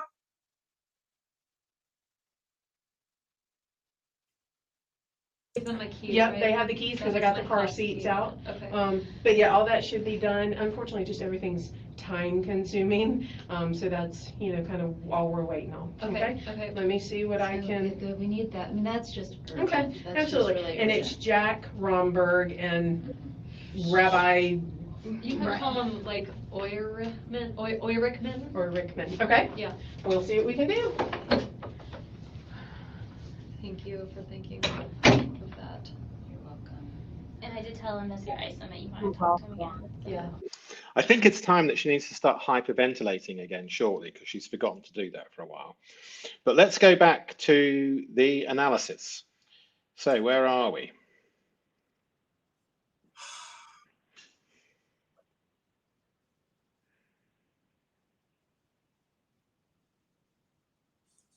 Where are we? Oh, yes, verb tenses. Jeff would be my vote. Now again, just going by likely. So immediate suspect named with Jane. So Jane's only arrived for a short while.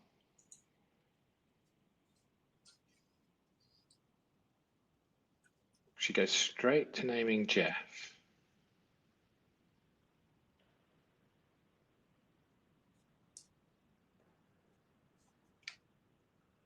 Would be, future conditional.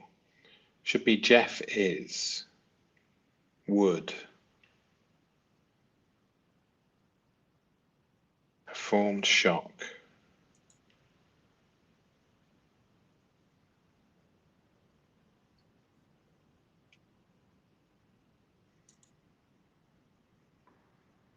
Oh my God, now they probably think I'm a suspect.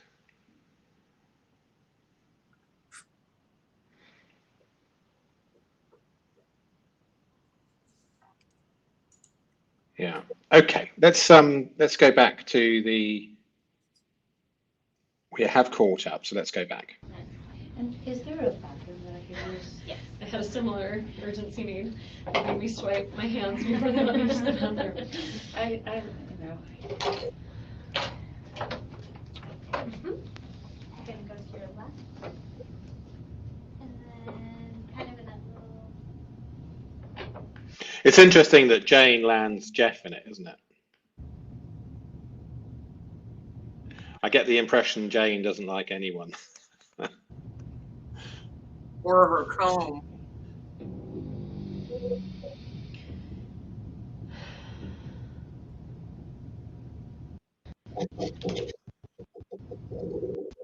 Now, Is that better? Yes. yeah, because we don't know, especially people's conditions and how they're gonna react. So if someone gets so upset that they have a heart attack or something, we want, not It's just be better. on the phone. It's better to have a human. Mhm. But they're working on that now. Yes, So, I mean, so it's an actual fact that he's not gonna survive these injuries. That's what General Isom, yes, Investigator Isom, yeah, that's what he, She's not a general. Investigate. whatever. I call him French sometimes, so it's okay. The absolute relief and happiness on her face, hearing from her friend that he really isn't going to survive. I was just But- like in the car with it, I'm like, what is your name? She's giggling, absolute happy as Larry. Okay. I saw that one from Kara. If you need to call her, you can. You're not being held hostage here. Held hostage. Just tell her. So what, we're in the process right now, and to do that, generally we have to, it's almost like a telegraph that we send to the other agency, kind of give them the Sure, information right, on who right. to make contact. It's very old school, as we were when I started working here. I know that it's not like, well, I don't know what's happening right now, but like as of a little bit ago, it wasn't definitive. Do they want to wait until it's definitive, or do they want him to I mean, like? that's what sounds pretty. Yeah, you see, it wasn't definitive. And did you note the happiness and the smile ear to ear, like the Cheshire cat had just got the cream when she heard from Jane that he really isn't going to make it. Get in contact with them because I think some decisions need to be made, and because they're his parents, they would be his next Next of of kin. kin. Yeah. So he's still alive, but he's maybe on life support or some such thing. I don't know You the don't medical know. terms around it, but it's, from what Investigator Isom was telling her, it just. What kind of fucking victims advocate is she? I mean, what is the training? I have to look that up. Not look. He was shot in the head? From what was it? He didn't. I said that, and he didn't answer it. So it's just he was very badly He shot. multiple times, maybe badly. When I think he did say that there was trauma to his face, and that's I when was you were saying I asking wanted about the showing the kids. boy. I wanted the kids Yes, you to be can't. with him, but not if he Yeah. looks scary. And not if he's, I mean, there's nothing to be. I know. I just thought he might be like. No, I like, know. I got the like feeling he got might be a shot in little the bit leg. alive. Right, And if right. he was a little bit alive, I wanted him to like touch Be the able to kids see one the more children, right? time. But he's If he's a little bit alive. apparently beyond that. Like he probably hasn't regained From what Investigator Isom consciousness. said, correct, yes. I don't, He's from been, what he was saying, I he wouldn't was take found it. in a really dreadful state, and he has not come out of any kind of. Uh-oh, she's off. He hasn't. He ended that phase. So this is the breathing technique that she starts to do as she pretends to hyperventilate. No, good Lord. Have you called your parents, darling? No. After. And then after she's done 10 or 12 of those, she starts the whiny pretend crying voice. We're just Can going. she call her parents? They have I my. don't see, they have her phone. But Yeah, I, but I know didn't their know number. their number. Look at the smile. It was, did you notice that as it flashed across the screen? That's extreme delight. I do know my family's number. I don't Know the answer? know that, I don't wanna say yes, go ahead, Okay, I'm but. gonna go to the bathroom and come back. Do you need to like, am I a suspect? Do you need to like watch No, me? no, I don't need to watch you. Okay, I'll be back. What I'll do too is, I'll just check and see if you can call your. Yeah. Okay? She's constantly fishing for suspect status to see if she can get a read from the victim advocate, who she knows full well is a victim advocate and nothing to do with determining whether or not she's a suspect. It's deceptive. Again, I don't see any issue with it. I just think they're gonna wanna come up. Well, and you're gonna want them here, honey. Yeah. So they I want need to, them- they need to get in the car right now, and they need to come up. Yeah. Yes, that's what needs to happen, because they can stay with you at your house. And they can We help me can, with the we boy. just try to figure out if you're Bathroom. safe to be in the house. Yeah. Okay, so where did we leave off? So we just covered unprompted self-accusation, constantly calling herself a suspect, which we've covered in many of the other videos.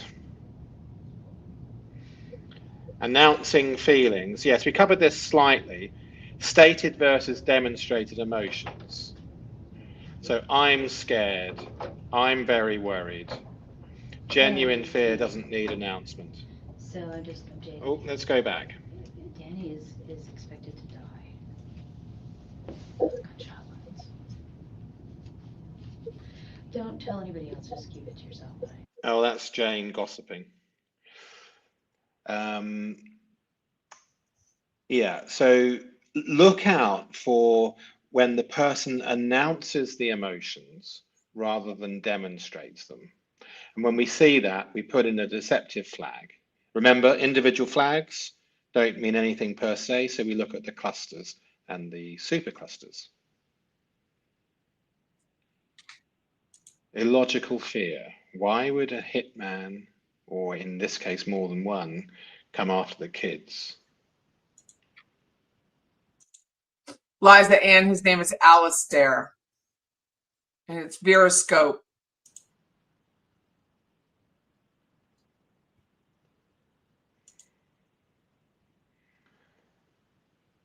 Unnecessary information. Always look out for unnecessary information.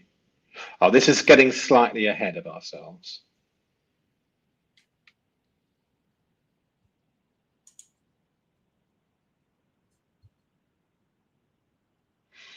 Pronoun errors. We've been looking for these, haven't we?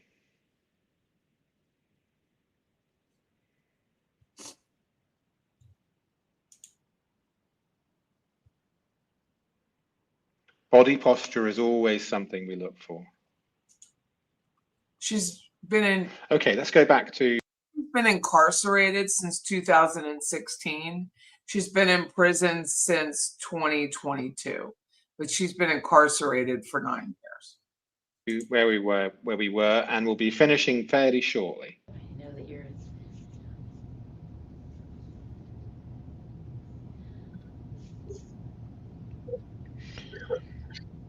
In fact, Jane gossiping to somebody about Dan's state is probably a good time to end, and we'll come back and do another part in the next day or so. So don't forget, if you haven't hit the notification bell, please do, especially for the new live analysis, which we'll be doing as trials break. In the comments, please do put under, I'm going to pin a comment, and then please put under that comment the cases that you want me to analyze. I know a lot of you have already put the cases you want me to analyze, and I have noted them all down, but it's all a little bit scrappy and on different notepads. So if we could put them all in one place, and then people can comment on people's suggestions and say, yes, please, I second this, etc. So I can get a feel for what you'd like. That would be really useful. So the notification bell and suggestions as to what we should analyze next. I'll be most grateful for both of them. So this is the channel name, Veroscope Body Language and Deception Detection. I would like him to detect everybody I ever speak to. I need to know. Clients, everybody. I want to know everything about everybody. I want this AI. I want it. I'm so fascinated by it that I found him on LinkedIn. Hold on 1 second. It was on LinkedIn. His full name. Alistair Lee is his name.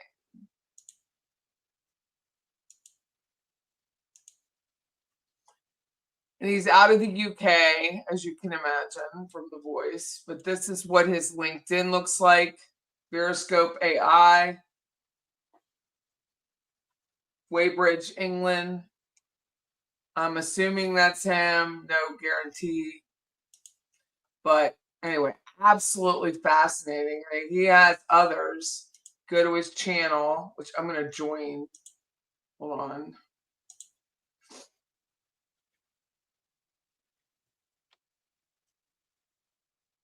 I'm gonna join him.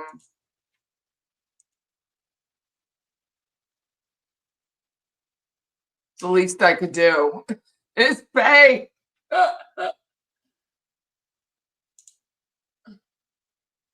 He only has 54 priority reply. So this is what I paid for it. So this is what you get. Priority reply to comments, members only poll, you know, so he's a new channel. He has 9,000 now. We were watching him last week. He was like 2,500. He wasn't that many. But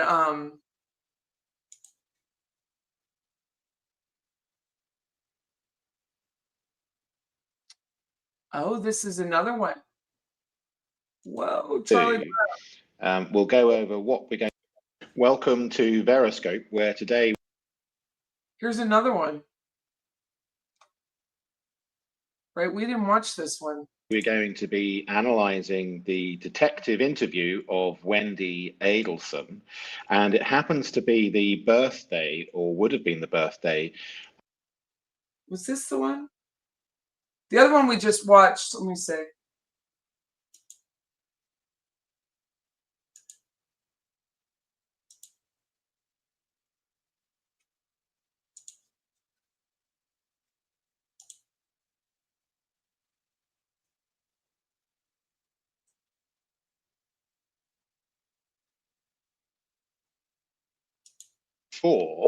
Where we will be running through the police interview with Wendi. And I'm gonna have to watch them again now.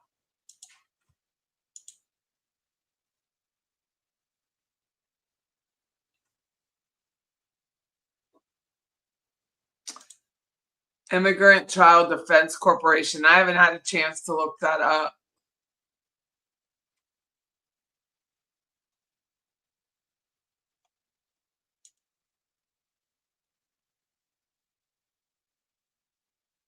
It's on YouTube, Debbie. He did another one 3 hours ago.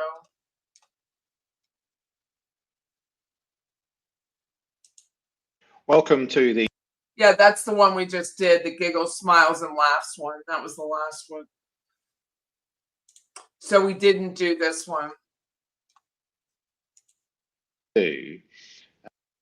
Welcome to Veroscope, where today we're going to be analysing the detective interview of Wendi Adelson, and it happens to be the birthday, or would have been the birthday, of Dan Markel, who unfortunately was killed by being shot in the head. And it is thought that Wendi might have played a part in that killing. Her mother has been convicted of the murder. This is Dan Markel. He was a law professor at Harvard, and this is her mother, who was convicted last month, I believe, of murder and sentenced to life without parole. And the lady that we're going to be analysing today. My guess is the sentencing will be about 2 hours. So at 3:30, they cut court, no, hour and a half at the most, because they cut court at 5. So between an hour and an hour and a half. Is this lady, Wendi Adelson. We've already done 5 parts, so we'll continue with the actual police interview, which is here. But just before we do, we'll go over what we're going to be analysing today. Are people who do this for a living allowed to give an opinion in court? I cannot imagine that this would be allowed. Lie detectors aren't allowed. I cannot imagine it would be allowed. It's just like when Georgia started asking Jeffrey Lacoste about children's memory. I just cannot imagine this. Skipping a little part of the police interview where the victim I can't remember the name, advocate, I think it's called. The victim advocate was talking to Wendy, and we're skipping to where the detective comes back in. So keep a lookout for various different parts of the analysis, which I'm scrolling through now. We'll come back to, but there's various leakage, various denials.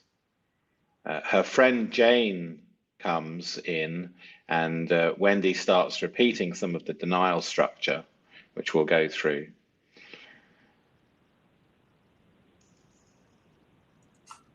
And see if you can keep a lookout for these.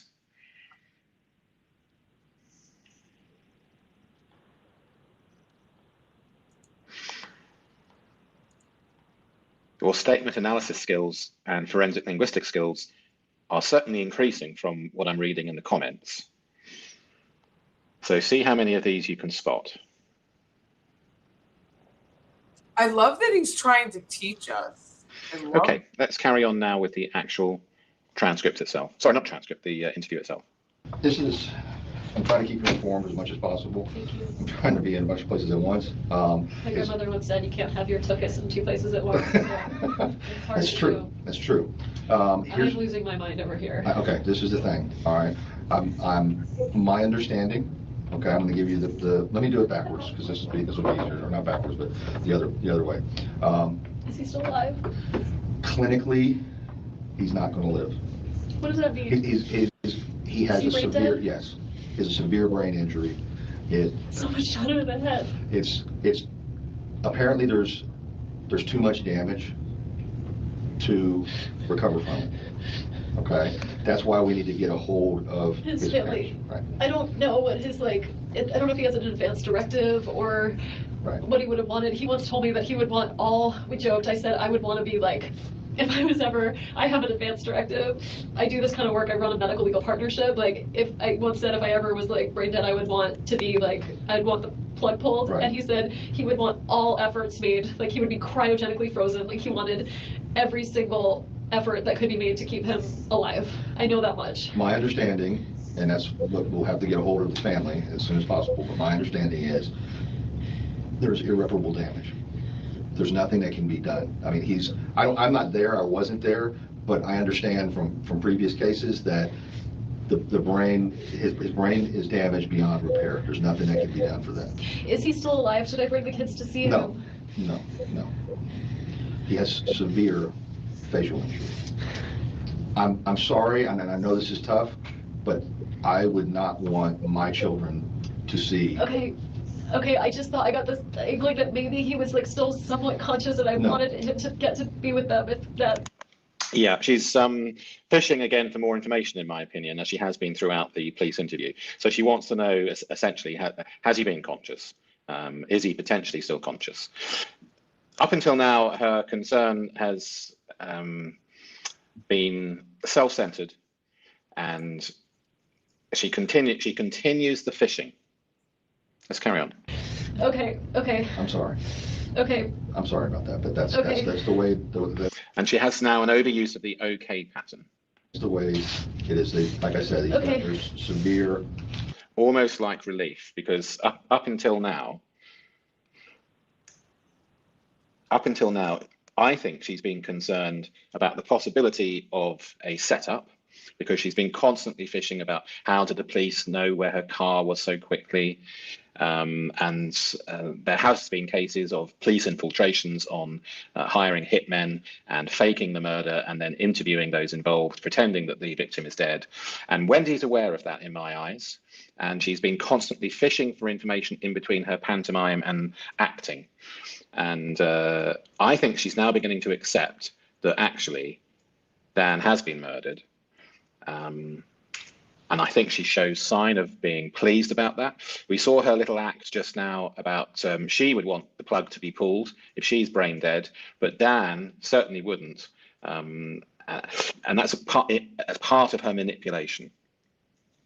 She's very clever, but not too clever. I can see right through her, and certainly in the comments, I can see that almost everybody else can as well. Severe injury, trauma. All right, Is so there someone like, is there a doctor like working on him, or are they just? there's doctors at the trauma bay, the ER. I think he's been transferred to ICU. Okay. All right, and they'll have to make a determination about organs. Oh my and so God. forth. Oh. So, hence, hopefully we can. Okay, the kids. Yeah, the kids. All right, now let's talk about the kids. Okay. Okay. All right. I don't know who the contact person was. Was it one of the ladies that you were eating I with? think No. Ms. McPherson. I thought I wasn't supposed to contact them, so I didn't ask about those two because I thought it seemed. Anyway, I asked That's fine. two other women I'm friends with. Okay, that are familiar with I the think children? Jane is who they got. Do they have, does the daycare place have to be contacted? We notice articles and pronouns in statement analysis, and we also notice if there is a change in language. So rather than my children, the children is different, isn't it? It's more distant, and the kids is more distant. So we place in flags where we see a change in language, and those who have been following statement analysis before or have subscribed to the Veroscope channel, you'll know that the individual flags mean nothing by themselves, but it's only the clusters and the superclusters that we begin to notice whether or not there is deception in the statement. And deception in the statement doesn't necessarily point to guilt. There are many reasons why we see deception in a statement. So here we would put in flags because we have a change in language and a distancing pronoun. So the kids is different from my children, and in go the flags. To allow her to. Oh, I kind of thought I would go with her. Okay, here's the thing. All right, as soon as this phone comes back, Yeah. I have to ask you some questions about I've already known about the phone. Yeah. Would it be possible It for? would be weird for Jane to, like, Jane likes the boys a lot, but it would be better for Lynn to pick them up, just because Lynn has picked them up before, like when Danny had a back surgery. Okay. They call her Aunt Linny, they're really close with her. If we could get her cell phone number. Okay. Or Lynn her and Jane know daughter, each other at all? probably a little through Maybe, me, but but, they're not friends. yeah. I mean, Jane's a Has anyone heard from these people? It's Lynn Grossman, right? Lynn Grossman and is it Lynn and Adam? therapist, like she'd be very comforting. She has two kids of her own, she'd be fine. But I'm trying not to freak the kids out any more than necessary. So Lynn or Alan, her husband, Alan or Lynn would be the best choice. You don't have a number by heart for them? No. Okay. Here, let me go talk with Joanna and see Please. where she got, if she got far with them. The reason being is. I don't know that a rabbi ever got to the hospital, but I know he did not die alone. There were people with him.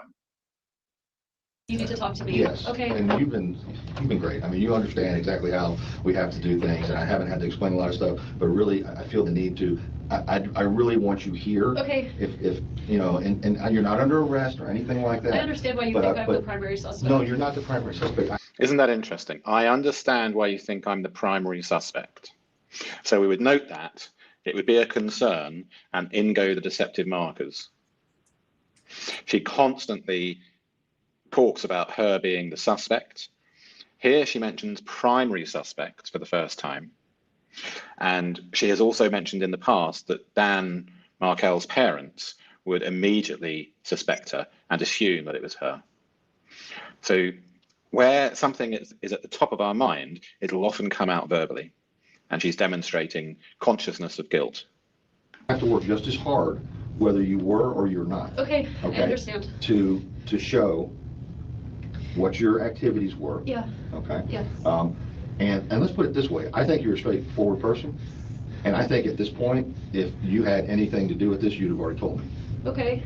And you haven't. So the OK pattern is now getting up to about 10 The thing OKs. is that let's let the. My ex-husband caused me a lot of grief. I would never do something like that. I know. My ex-husband caused me a lot of grief, but I would never do something like that. So whenever we hear the word never, we put in a deceptive flag. If the person who is eliciting information or questioning asks ever in the question, then we could accept the word never being in the answer. However, almost always, when we hear never, there is some level of deception going on. And you might catch yourself, now that you know that, unconsciously using the word never, and then ask yourself, am I being deceptive? The last time I caught myself doing that, I had moved a chair in somebody's house to watch the television a bit better. And they said, "Have you moved this chair?" And unconsciously out slipped the word never. I think I was concerned if I'd scratched the floor or something, but so quickly the word came out, and I laughed. And the person I was with knows about statement analysis, so they laughed as well. Anyway, so we noticed the word never as being used by Wendy. And it's So I gonna, understand why I would Okay. be the person you would think would do something, well, but we have to work just as hard to eliminate it's people. fine. I want to figure out who this is, because Right. I'm honestly worried. Well, let me ask you, if you found out that this was someone that you personally know, would that change your mind about what should happen to that person About what should happen to that person? for prosecution purposes? No. Did you notice the change in tonality there? Immediate change. So where we notice changes in volume, tone, and pitch, we put in a flag. It doesn't necessarily mean anything, but we note it. Is there any way that you would think somebody, tried to kill my ex-husband, they should be prosecuted to the full extent of the law. regardless of who it is? I mean, it would be different if I thought it were my brother, but I don't think it was my family. Anyone Wow. I mean, it would be different if I thought it was my brother. So here we have an unconscious, or because she has tried to blame her brother early in the interview. So again, we see her, is it conscious or unconscious? I think it's a mixture. Why would she say that? I wonder, Breeze asks, I wonder what were Dan's parents' thoughts when they were notified on how this could have happened. I suggest you go to Audible and download the book by Ruth Markel, The Unveiling, because she explains it as if you're right in the room. It's very detailed and very hard to listen to, but that's what I suggest because it's a first-hand account. Well, we know, don't we? Because hasn't her brother been convicted? outside my immediate family, that's a tough one. But Okay. I don't think my immediate family did this, so Okay. if it's anybody. So again, we have an unconscious confession. If we remove the "I don't think" then and just look at the statement, "My family did this," we have consciousness of guilt in her linguistics everywhere. else, yeah. Okay. Would you think that this guy Charlie would even be capable of doing something like this? No. Let's just talk. He's a joker. Okay. All right.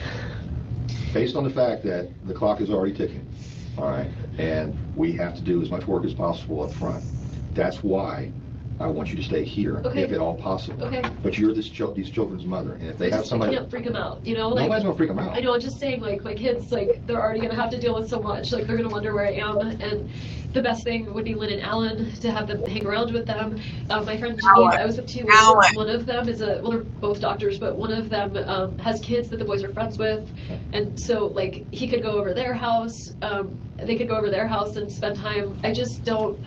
I don't want them, like, where's mommy? What's Mommy's going on? busy. Mommy's busy, can't come here right now. Will that suffice? For a little while, yeah. Okay. All right. Lynn, do we have a number for Lynn?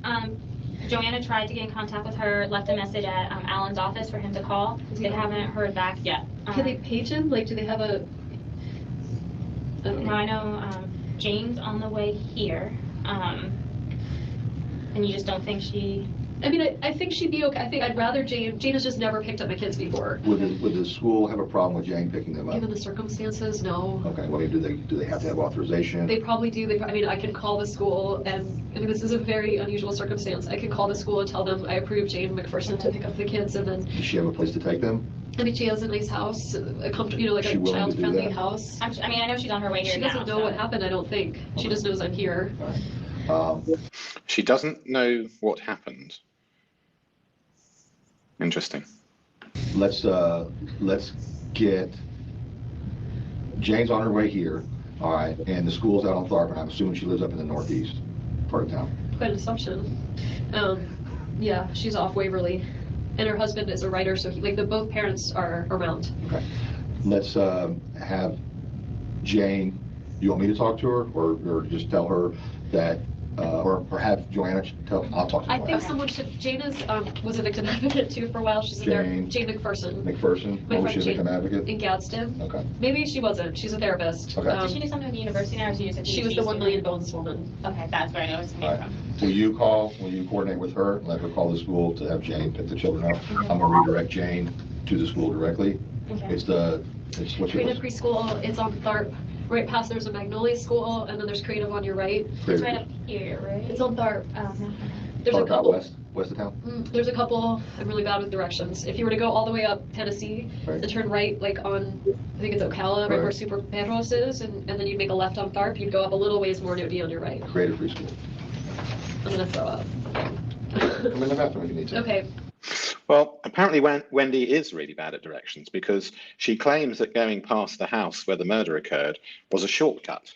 And if you look at the map, it's actually one of the longest routes possible to where she was going. So 2 deceptive markers go in there. Do you want to Leave go this in there for a open? bit? no, I'm fine. Okay, well, let me know if that. I'm just gonna Google it, if that's okay. Creative preschool, yeah. Ugh.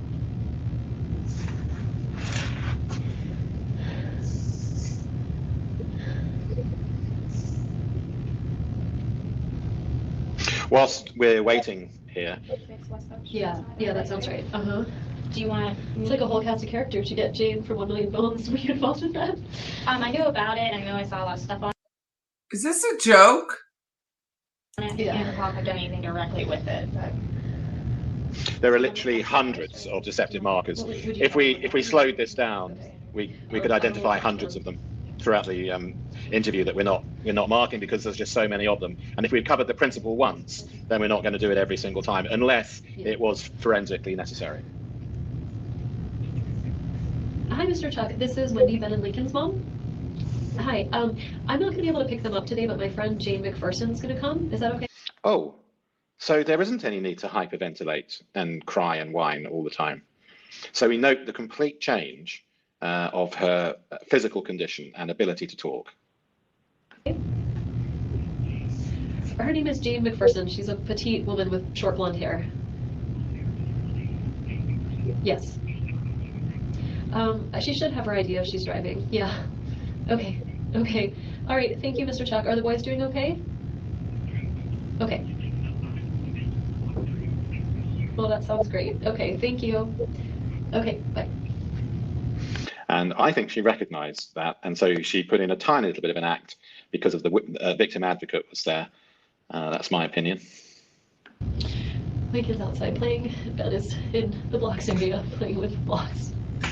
They're only a year and a half apart, so they'll be like a year 14 behind each other every time in school, right? They have Ben's a July birthday, Lincoln's October, so they may end up a little more spaced. Okay. So like have because July he'll probably be like the young baby in classes. That was our. He'll be the older. That's what we were supposed to talk about this morning. Is like whether Ben should start kindergarten or go to kindergarten twice, or what he should do. And then he didn't call me back, which was weird. Are you thirsty? Yeah. Let me see if I. Is it Joanne or Joanna? Joanna. She said she's gonna bring some water. Okay. We're kind of all running around. Let me get that for you. Not Let me grab around. some more tissues too. I've gone through. Oh, I want to be around you. I just know if I was sitting here, what would I probably want? Not much, but I'll be right back, okay? Okay. Seriously, what is the training?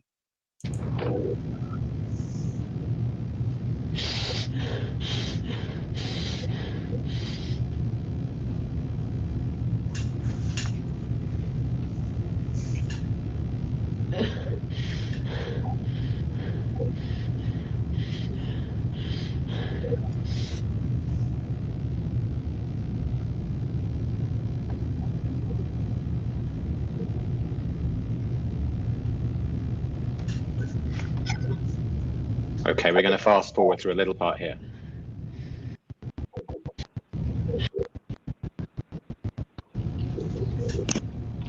I just keep picturing the kids and what I'm gonna tell them. And from what I understand, Lynn's here. Lynn's here? Yeah, I think they're gonna go ahead and have her go pick up the kids. Can I just like get a hug from her? Let me see if she's still here. Okay, she's not up here probably. So let me see. My God. Oh my. I'm sorry, I don't want to run you around. It's No, fine. Don't hey, worry about it. hey, I just. do you want a hug from her? I'd really love Yeah, so this is That's like okay. Sometimes all I can do is run around, okay? injection of reality. I'll be right back, okay?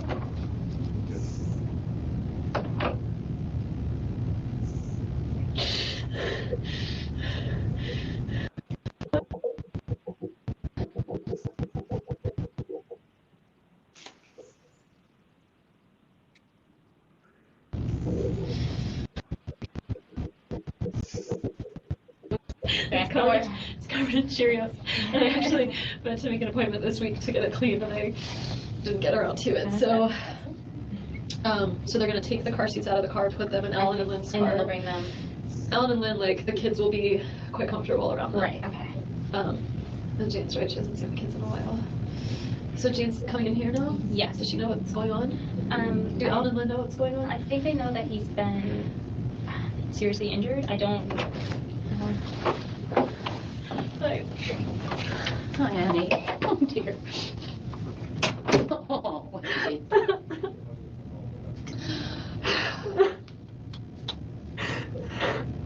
I really needed some help. I'm sorry, I needed to call you. Okay, sweetie. Did they tell you? They didn't tell me. I know. Are things on the news? It is on the news, but I don't know anything. I know there was a shooting in Danny's block this morning. That's all I know. That's all I know. Okay, are things on the news? So we look at order of priority of what information does Wendy want to fish for? Are things on the news? This is the first time her friend has arrived. She hasn't imparted the information, but she wants to know if things are on the news. Thank you, Blue Room. Chances are she's crunchy. Like, Extremely strange woman. Oh, dear. Oh, honey. You know how he is? It's not good, Jane. Really? Holy moly. I was driving up the street and I saw like the tape and I just thought, oh, maybe there's like an electrical outage or something. Like I saw the street blocked. So you I was Okay, so we have an immediate impartation of excuses. Are they conveying or are they convincing? We also have the social dynamic of this lady still being present and the camera still being present.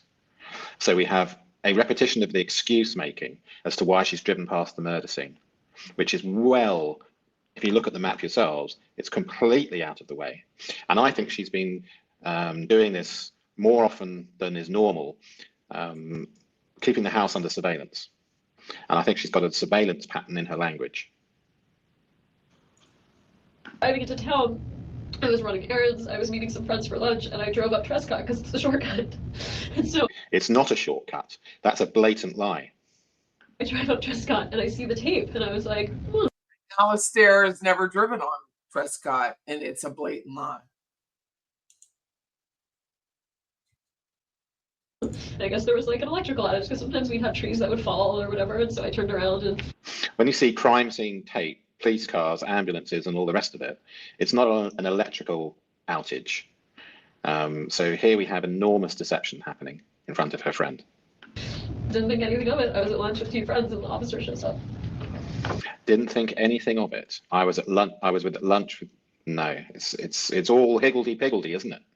Now, to some degree, under trauma, that can happen naturally, but instead, we've got he's not good, which is a lie, in a sense, or it's a reluctance to impart the truth.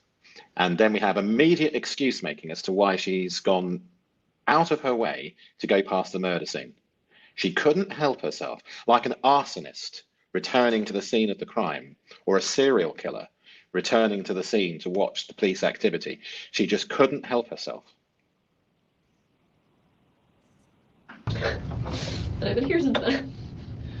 And you don't have a phone? Well, I had a phone. I gave them, I said you can search my phone because maybe they can like find something useful on it. No, that isn't the case. Again, she's being deceptive to her friend immediately. That's not what you said. That's not how it was done. So she's trying to minimize the suspicion that the police might have of her deliberately using language to missile her friend. To go through a lot of these steps, and as I Of course, was explaining to her, it's just as much effort to go through the steps to exclude anybody that could possibly be Well, involved. of course, yeah. Yeah, so we have her phone, as soon as apparently it's taking a little bit longer than normal, and as soon as we get done with the phone, she'll get it back. Yeah. So but the main thing I was concerned about is the kids need to be picked up Well, on Friday. exactly, right, and so when I came, and they said they'd spoken to the Yeah, and that's what should be the normal concern. But Wendy's concern is what's on the news, why she went to the murder scene, minimizing to her friend the suspicion whilst constantly explaining to the detective why she should be the primary subject, why her brother is the likely killer, why her family, although she's doing this unconsciously in the linguistics. Quite incredible performance. husbands. Yeah. I was like, I'll get the kids. I'm a Right. social worker. I've picked up kids that don't know me before, but I Right. think, I said- especially given I gave this. them your name and Lynn's name and Right. said, I think like Alan and Lynn have done it, like when Danny had his back surgery, Alan and Lynn did it before, so, because I was out Right, of town, and so they like, have, right, they've they done it have. before, and they've got 4 kids, so they can, I have, you're gonna be here for a while, you want me to I think sit? so. So, like, I might have a blanket in my car or something? Do we have anything Do you have here, or something have they all been for used? somebody who could get? Let me check to This see if I woman want is to good enough for freezing. her. And I apologize, I thought about that when she was shivering earlier, but I guess got a lot of stuff going No, on. there's, clearly there's It's a, not there's really a, the most it important isn't, thing it's right not now. the most important No, thing. no, no, I saw her shivering, and I kept thinking I'll go out and find out if they had a bunch of them. They had a bunch of them, but I don't know what's still available. So what do you mean he's not good? What do you know about this? I don't think he's gonna make it. Oh my God.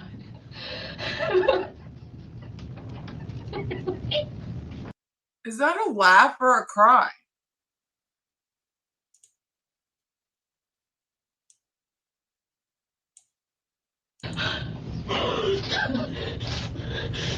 I don't know how I'm gonna tell the kids. I know. Let's put that That on. would be great, thank you. Thanks. You really know that? You know that? What's that? I'm sorry. You know?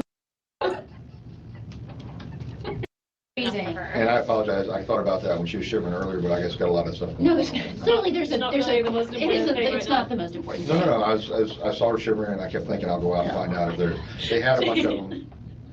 They had a bunch of them, but I don't know what's still available. So what do you mean he's not good? What do you know about this? I don't think he's gonna make it. Oh my God.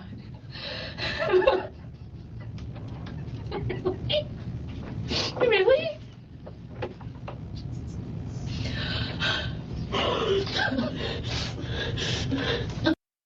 I don't know the average age of people in here, but if you ever watch like really old movies, like in the 30s, that's kind of the sound that comes out of their mouth. It's kind of sharp and it kind of sounds like a laugh cry and it's super fast. I have it sped up to 1.25, but that's what it reminded me of. It's like this is some like film noir and they're not sure whether they should laugh or cry at this man's death.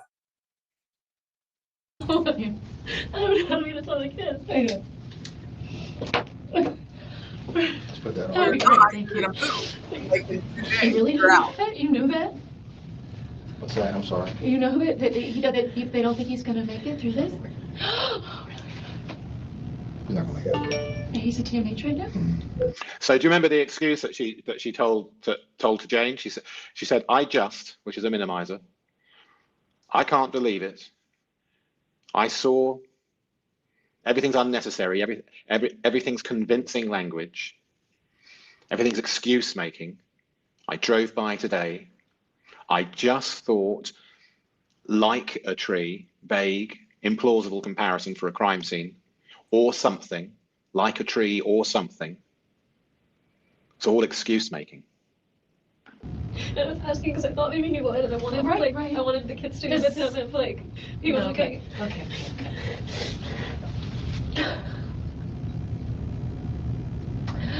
Oh, God.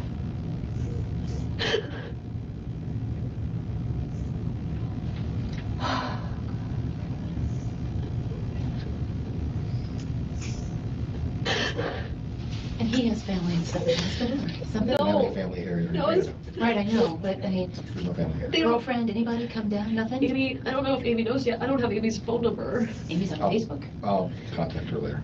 She's on Facebook, I mean, she can be found. Yeah. I was thinking of one more thing. This is really tangential, but his friend I told you about, Matt Price, his wife's brother was killed. So if you're going to call someone first, Matt's going to lose it. So I don't intend on calling Matt. I just need to have the background on different associates and friends and so Yeah. forth. You know, my objective is to find out who did this. So based on what you've told me, I'm going to take that information, compile it with other information that other investigators have worked on, and we'll see where it leads. If the detective had access to the forensic linguistics immediately, then we have the unconscious embedded confessions of my family did it, my brother did it.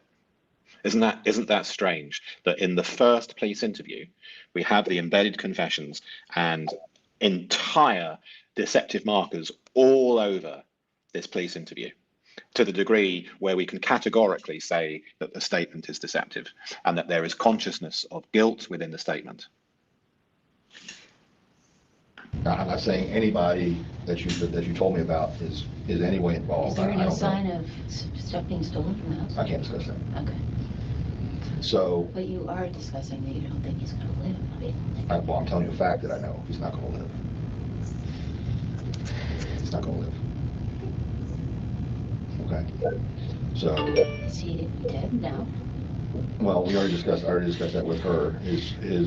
He has enough injury that's traumatic enough that he's not going to be able to recover from it. Oh,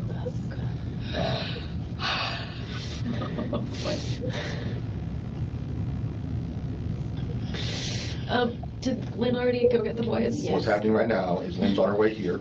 She doesn't have car seats. I'm gonna take the car seats out of your van, put them in Lynn's vehicle, and she's gonna go directly to Creative Preschool, She has a key to my house, so she can. pick up the kids. If I get a chance to, when she arrives, I will talk to her briefly and basically tell her, you know, let's wait on discussing anything with the children. Of course. Yeah. I'm sure she would do that anyway. Yeah. I wonder if it would be better if she didn't know. Like if you. It's, I mean, Just so here's- that she, like, because she's gonna be that, like, what if she can't then drive and go get the boys? Like, okay, but let me just say to you, I didn't know anything when I came here. So my husband Googles and says there was a shooting on Trescott Drive this morning at I 11. got a call from So- my, like, real estate agent who heard something. So I know that I didn't know why I was coming here, but anybody with more sense would have known that. John told you that? Yes. When you told him you were coming here? No, or- they found John. Mhm. Interestingly, they found John's cell phone number. They found me eating lunch. I don't know how that happened. I'm fascinated still. Like, There's ways of finding Yeah, it. it's interesting. So they called my husband's cell phone, and he was like, here she is. Talk to her. And they said you needed me at the police department, so I came. Right. It was not a. What did you think I needed you for? I wasn't thinking it was good news, but I didn't. My thought was. She constantly fishes for intelligence with her questions, and she's very inquisitive, but strategically inquisitive. This is the thing about her. Her radar is fully on, and she is actually highly intelligent. And in between the acting, this radar pinpoints accurate questions. She's skilled in elicitation. That Danny had probably assaulted you. That was my thought. I think that was Lisa's thought when she's like, I heard there was a shot on Trescott, So- and so I hope you're okay. So The that. realtor? Yeah.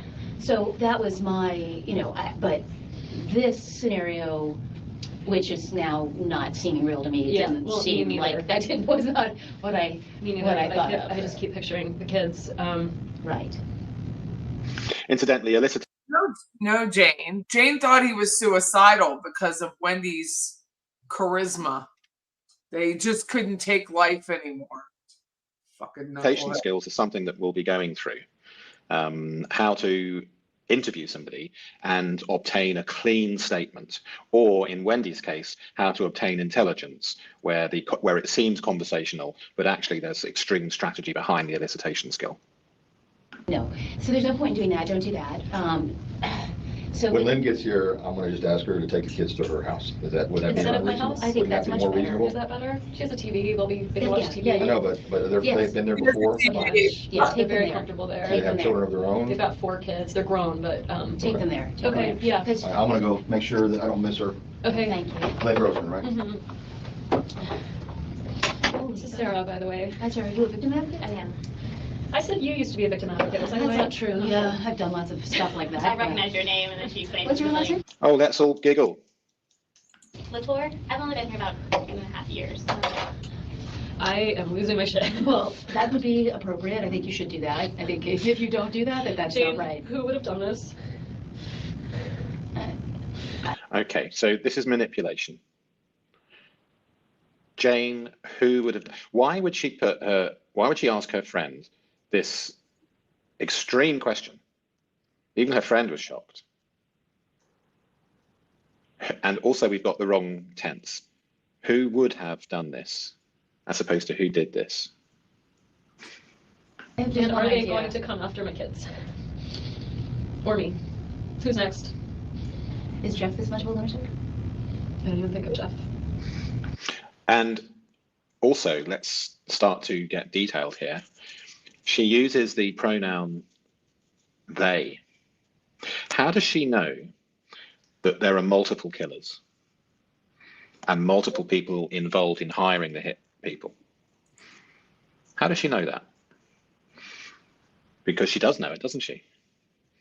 She knows it's not one individual. It's just come out in the language. I hope to God not. May I ask who Jeff is? Yeah, of Yeah, I course. think you should, I think Wendy's been seeing a guy called Jeff, Who's a friend of Jane's. And who's jealous. yeah. Are you still currently seeing him, or just something you kind of let taper off? It's been a bad week. Okay. Yeah, Jane and I actually went for a walk together Monday, Tuesday, Wednesday, early this week. Earlier this week, but you've taken a 1 week break from I took Jeff. a 1 week break from communication with Jeff to figure out what to do. Okay. Because we've been dating for like A year. 9 months, so like 10 months a year. And when you use the word dating to you, is that's my boyfriend, or is it more of just dating, like the casual? Okay. No, he was my boyfriend and involved with the kids, and I mean, yeah. And we had kind of a fight recently, and he's been trying to get back together.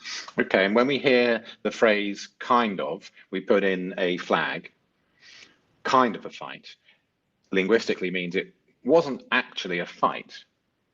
So very often, unconsciously, the phraseology kind of, or similar phrases like that, which essentially tell us it wasn't what you're about to describe to me, it was only kind of.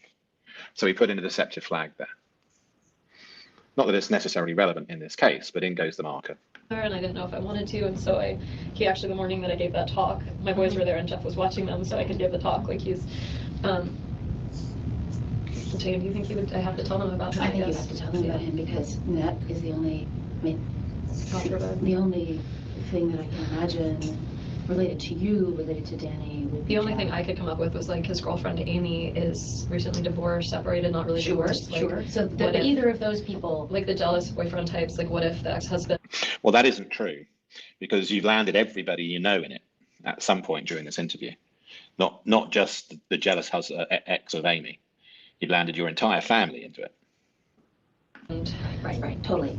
And you know that this divorce has been very stressful, and Jeff has been very stressed out by the stressfulness of your divorce. You know, I mean, I'll tell them this, right? Like, can you tell them? Yeah, when Investigator Isom comes back, you guys can just, say, and he'll ask all the questions that investigators ask that I don't think of very often, because I'm a victim advocate, and I don't think of right, them. but I think you do have to tell them about him. Yeah, I wasn't You weren't Not thinking telling of on him. purpose. No, I'm sure, Yeah. I'm sure. I wasn't thinking of it. I just kept thinking like, who in the world? Is he would do someone this? that has, access to? He's a professor of social work. Okay. He's All right. former military. Yeah. So she just kept thinking rather than keep thinking. But I mean, But he's you don't think about this guy as like, oh, there's the kind of guy. Right. I mean, I would more just like say that maybe you did this. Right. It's just relationally, he's jealous. Right. Something is bad. I'm Something's just, bad, I'm yeah. just assuming that this isn't true for the moment, but I guess that's not.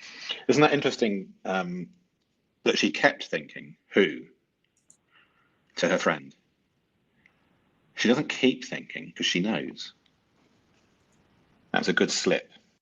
I'm sorry, Brooklyn. Was Donna by Charlie's sentencing? She didn't attend Charlie's sentencing, if that's your question. I'm not quite sure. A good tell. So, And you have to look at it this way, telling them this if anything, will help them disqualify Jenny. Right, that's Yeah. important to do. Yeah, of course. Um, Do you want to give them his number? I don't, I mean, So they can- I can give them. they have I my give them phone, so- They certainly have a ton of stuff from him. So I Googled, Trescott shooting. Thank you for being here. You're So welcome. you Googled Trescott shooting, and what do you see? Just that, police investigate shooting on Trescott Drive. And it's on the news. And unfortunately, the media here tends to get places and they can't really stop them from being Oh, outside. how often is there shooting in like northeast Tallahassee, right? Trescott Drive, On not so Trescott? often. This is what I can't figure out. How did he You're not in the Northeast, dear. get to the hospital? Like, did he call No, 911? a neighbor, according to WCTV, here. And this should be said, the police department won't release his name until they notify. This is what I can't figure out. Because she knows everything else. Another linguistic slip and tell. The family. Family, and that being in Canada puts a little bit more of a wrench into our notification because it's a little bit more difficult to do internationally, but The we're in the police- process. And there's really, his injuries are really terrible. The police got notified because a neighbor. Is it a picture of the house? Oh my Yeah. God! You can see the car. You can't Right. tell it's our house. Well, yeah, right. You can. You can't tell it's not your house. It certainly appears to Could be be a your house house. like your house. Yeah. It, Okay, so there we saw a change in language from the house to our house. So we would note that. It's not necessarily important, but we would note it. So we note a change in language. The house became our house within the same sentence. Sometimes that's very relevant. Not in this case, but as a skill, we learn to note that. And they say the 2100 block of Trescott Drive. It must be still blocked off. I bet it's going to be blocked Who off for a knows? while. it's certainly a crime scene, obviously a crime scene. But it's like a thorough. I No, mean, but I don't know, we- people use that as like a drive-through. Now, people obviously know about this. Danny did show up places today. I don't know that he had anywhere to show up today. Did he? Yeah. Like, did you know? Because like it's summertime, he works from home, right? Right, but there are people, but imagine if any of us fall off the grid from 11 o'clock this morning, any colleagues, That had a meeting or whatever, right, yeah. all of the stuff he does over phone. Right. Well, he and I were supposed to talk about where Ben was going to school, and it was very unlike him that I was the one who had to call him. So like he called early this morning. I had a repair guy at the house, and he called early this morning, and I left a message, and then I called him back. I have the phone record. He called at like 9. She says to her friend, I have a phone record. And quite incredible. So she's justifying and convincing to her friend.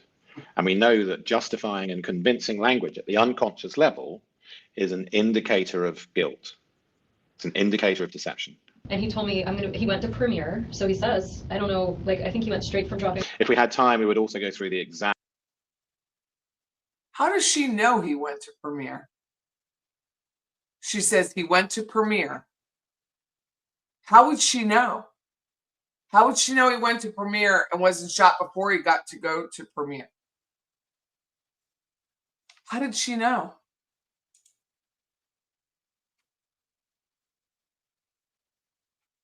He went to Premiere. Transcript and point out all of the self-censorship, which we have done on previous sections. Go back and watch those if you haven't already. Or if you have, now that you're much better at statement analysis and forensic linguistics, which you will be, if you watch them again, you'll see so much more. It's almost like magic. If I look at a statement 1 week later with new eyes, I will see so much more. It's almost as if the unconscious starts to come out of it. And if I look at it again a month later after that, I'll still see more. And if I give it to another statement analyst, they'll see things that I don't see. It's almost limitless. The boys to go to Premiere, and then he said, I'm going to do an exercise class that gets out at 10:15 or 10:30, and then we can talk after that. You remember how I had a voice thing? Like I hadn't talked to him. He was like, I know your voice is bad. Like, So the voice thing isn't laryngitis. It's now a voice thing. today work, and he said we could go for a walk at the law school, or we could talk, like, and I have this message on my phone from him, which is why I said to the officer, there's no way he did this to himself. Like, 0 chance that he shot himself. You know, Danny. I think there's 0 chance. 0 that chance. Danny would kill himself. Yes, 0 chance. Like someone did this to him. So he had plans that we would like, I mean, he said this at 9, like, we'll take a walk, we'll figure this out, we'll talk about school. And then I called him at like 11:45 or so and left a message. And that was, I thought weird, but I thought whatever, like, And he's in a you meeting. probably thought, oh, good, I don't have to talk to him. I But was really So when she first spoke to the detective, she started ping-ponging from he couldn't have hurt himself, he couldn't have shot himself, to who did this. And I can't remember if she used the they, but she certainly has done in this section of the transcript. And now she does the same to her friend, as if, oh, I need to remember that I shouldn't know everything. And so it's the old did he shoot himself story back. So she's repeating patterns. anxious Oh about my speaking God. with him and having this be a contentious issue about Well, where of Circuit course is going it to go to is. school. Oh my God. And I didn't hear from him, and I didn't think too much of it. I just thought, like, well, he'll just call me later. And then at around noon, I had lunch plans at 1, and I was supposed to go to a friend's engagement party tonight, and it's called a Stack the Bar engagement. So I went to go find bourbon. So I went to drive to ABC Liquors, and I went to go through Trescott, and it was blocked off. So I went around, and then I looked for bourbon, and then I got gas. So again, she's lying. If you look at the route, going past the murder scene is completely unnecessary, and it's not a shortcut, it's the longest possible route. It's deception. That's why I was trying to show the officer, like, I have receipts from all these things, but I don't know if it matters. And here we are again, convincing language to her friend / the victim advocate / the camera, in other words, us. It's convincing. It's excuse making. If they're at noon. I mean, obviously, like, And we saw the alibi architecture, didn't we, in the previous sections? Extreme alibi architecture. I would be one of the people that they would think did it. You have certainly the most contentious relationship with Danny that anyone has. Yeah. You know, but They swabbed my hands. well, fair enough. Gunpowder. They should. I They mean, asked they me if should. I'd washed my hands since noon, and I was embarrassed to say I hadn't. I remember when I last washed my hands. That's because you're filthy, Wendy. Yeah, no, I think Jeff is somebody that they should talk Okay. to. And I don't know of anyone else. They were asking, like, does he have gambling debt? Does he have? And I'm like, the only person He literally just called her filthy. he owes money to is me. Like, there's no one. He's like, he's a straight shooter, right? Like, he's not an alcoholic. He's not a. Yes, and then when you said that, you then immediately denied it because you thought, oh, that's going to put me into the suspect light. Do you remember that? I think it was in section 1? And she said about being owed money, and then me, and then immediately denied that. I'll have to view these again. Gambler. He doesn't have a sex addiction. He doesn't, like, he doesn't have any like weird stuff going on in his life. No, he's a difficult guy, but he's not. That's what he was.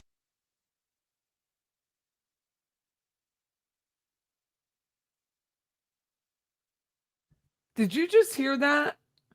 He's like, is there anyone that hates him? And I'm like, he's difficult, but he's difficult in not like an liked. ivory tower kind of way. He's not liked, but he's He's not not. liked, but he's not hated. Certainly not, and he has people who love him. How do the students feel? Like, is he, like, are law students receptive to him? Like, oh, this is great. I think there's some that really like his method, and there are a lot who don't like him at all. So you say he's more disliked? He's a very feared. abrasive guy. Does he challenge you, kind of? Would that be a good? He's Why is the victim's advocate asking these questions? How did this woman keep her job? challenging. He loves to argue, so he's fairly elitist. So like the He's students, very elitist. Oh my students goodness. felt like put down by him a lot. Okay. Okay, victim blaming is very common amongst the guilty. They blame the victim for what they've done. And sometimes it's subtle in the linguistics, but it's there. And we'll, as we run through some of these cases, I'll point them out. So they feel like insecure but again, we're not talking about like hateful and awful. We're talking about like difficult, Right. you know? Right. Right, and he has colleagues who really don't like him. But not enough. But it's just a different, right, it's a Right. different, right. They don't like him, they don't want to go to lunch with him. Right. Yeah, no, He doesn't make friends easily, but elitist. Oh my Students goodness. felt like put down by him a lot. okay. Do you remember that? I think it was in section 1? And she I'm replaying this because I'm getting a text message and I want to hear what she says about Dan again. said about being owed money, and then me, and then immediately denied that. I'll have to view these again. Gambler, he doesn't have a sex addiction. He doesn't, like, he doesn't have any like weird stuff going on in his life. No, he's a difficult guy, but he's not. That's what he was saying. He's like, is there anyone that Why would she go to sex addiction? Why would she go to sex addiction? They did not give her a Miranda warning, Diane. They did not. Hate someone, I'm like, he's difficult, but he's difficult in like an ivory tower kind of way. He's not liked, but he's He's not not. liked, but he's not hated. Certainly not, and he has people who love him. How do his students feel? Like, is he, like, are law students receptive to him? Like, oh, this is great. I think there's some that really like his method, and there are a lot who don't like him at all. So you say he's more disliked? He's He's more a very feared. abrasive guy. Does he challenge you, kind of? Would that be a good? He's challenging. He loves to argue, so he's fairly elitist. So like the students, Very elitist. Oh my students goodness. felt like put down by him a lot. Okay. Okay, victim blaming is very common amongst the guilty. They blame the victim for what they've done. And sometimes it's subtle in the linguistics, but it's there. And we'll, as we run through some of these cases, I'll point them out. So they feel like insecure, and but again, we're not talking about like hateful and awful. We're talking about like difficult, Right. you know? Right. Right, and he has colleagues who really don't like him. But not enough to. But it's a different, right, it's a Like, different, right. They don't like him. They don't want to go to lunch with him. Right. No, yeah, no. He doesn't this make is- friends easily, but not like he makes a ton of time. And he has a lot of, and he has very close connections at the temple. That's what I said. I I mean, said he he's has, got Jewish community and like. he's important in the Jewish community, and he's loved, and he's And there a serious are two academic. Jewish temples in Tallahassee, or just It's one? kind of complicated. There's There's Temple three, at Israel, least. which is the Reform Synagogue. There's Shomer Torah, which is the conservative one that he belonged to. Okay. And then there's Chabad, which is sort of like, it's not really clear. It's kind of like a proselytizing thing. And he like would donate money there and bring the kids to events there and spend time there. So he's sort of affiliated with two of them and bring the kids to stuff at At Temple Temple Israel too. I mean, he's very, very connected across the Jewish community. Yeah, he's very Because involved. he's also very, like, he had a major Jewish education, so he's extremely knowledgeable about Judaism, and, you know, he cares deeply about how people interpret scripture and law and rule and practice, and he's involved in all those sort of debates at the community level, and, you know, Okay, so let's go back to some of the analysis and see what we can find. So the detective says he was shot in the head. Wendy has the OK pattern, which he overuses. Many times we see OK. She also says, I'm sorry, I'm just trying to think who would be capable of this. So this is inappropriate. We often see this from the guilty. He was shot. I'm sorry. I'm just as a minimization, trying to think. When we see trying, it's often deceptive as a marker. To think who would be capable of this is distancing language, isn't it? It's not who did this, it's who would be, it's trying to think. In other words, she's not thinking. I'm only trying to think. Who would be capable of this is not who did this. Can you see how, as we go into the forensic level detail of the unconscious choice of the word pattern and language structure, we've got multiple deceptive flags. So the inappropriate apology, no reason to apologize here. This is often a guilty conscious leak. Trying to think. Fabrication, not memory recall pattern. Conditional language would be capable, creating distance. We have a minimization pattern in her language as well, with the overuse of just. I can't believe it. So here we have self-censorship. I saw his car, self-censorship. I drove by today. I just thought it was like a tree or something. Like a tree or something. So again, we have a deceptive pattern here. Just. So not only do we have minimization, but we also have sensitivity in the sentence. We also have self-censorship in the sentence. You drove by the house. Yeah, I was taking the shortcut. This is a lie. It's the longest way to the liquor store possible. I think. I'll have to check the map again, but I think that is the case.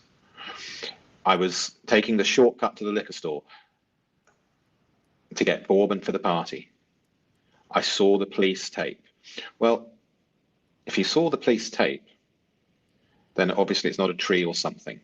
I just turned around, and then here, look at this. I had no idea. It's cut off. She places herself at the crime scene on the day of the murder. Nobody asked her whereabouts. This is volunteered excuse-making, convincing language, not conveying. Taking the shortcut to the liquor store to get the bourbon for the party. We have absolute convincing justification language, explaining why before being questioned. It's one of the first things that she does as her friend arrives. Wendi is an extremely dangerous individual to know, in my opinion. Very dangerous. The tree versus the police tape contradiction. I just thought it was like a tree, you see, or something. She can't even convince herself at the unconscious level this is.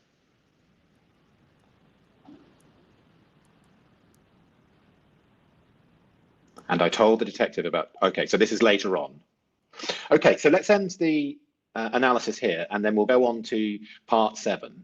I'm most likely going to complete an analysis that I was asked to do about a month or so ago, which is the analysis of Lucky in the Karen Reid trial. People were asking, can you show us a statement analysis of someone who appears to be telling the truth so that we can see the difference in the linguistic patterns? And we've done one already, which is Sergeant Barros. If you want to look that one up, that's a good example of truth telling on the witness stand. But we're also going to be doing tomorrow the interview of Lucky. Sorry, not the interview, on the witness stand in the trial. We're going to be looking at his linguistics, and he's an excellent example of truth-telling versus what we're seeing here, which is deceptive patterns. Now, it's important to see both, because by learning truthful language and understanding how to hear that clearly, it helps to identify the deception language. And they both become like accents. So I've used this analogy before. Deception linguistics, once you've seen enough, and once you've watched enough of these veroscope videos, as an example, to learn quickly, it's like an accent. It's like a French accent. Once you've heard it once and you hear it again, you recognize it. And it's the same with truthful statements. So it's important. If you're not interested in the Karen Reid trial and you want to just look at 2 videos, look at Lucky's and look at Sergeant Barros's, because they're both showing, well, Sergeant Barros is already up, but Lucky will be up tomorrow. And they're important to learn the skill. Okay, so that brings us to the end of today's analysis. If you haven't already hit the notification bell, please do. That sends a strong signal to the algorithm, and it will help.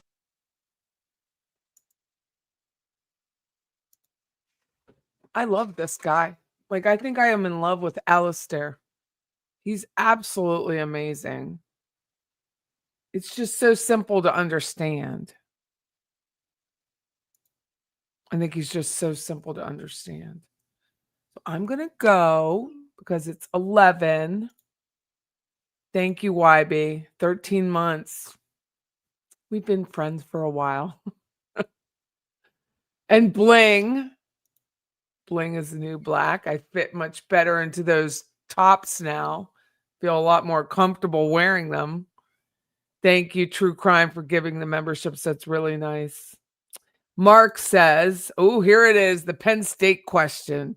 Have you heard the drama back home in PA? Penn State fired James Franklin, the head coach, which is years in the making, to be honest with you. He's known for never being able to win the big game. It's bad atmosphere in Central PA. Going to work this week is going to suck.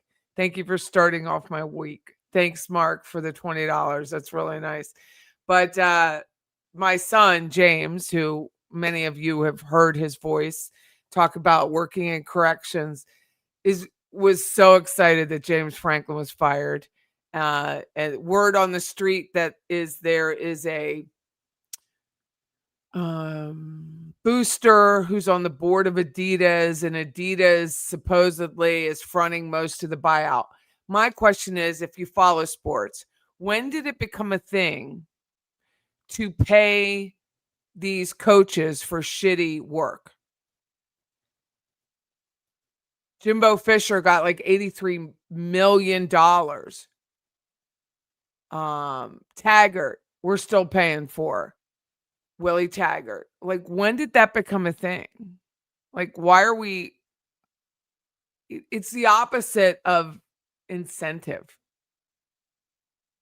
They did the math. James Franklin will make $22,000 a day for the next 6 years. They've had 4 college football players decommit, and that's within like hours. Why is he worth it? Who started this nonsense? Just doesn't make any sense for mediocrity to be paid millions and bazillions of dollars. On that note, thank you all so much. I will be on shortly after the sentencing tomorrow. The sentencing was moved up. We do not know why.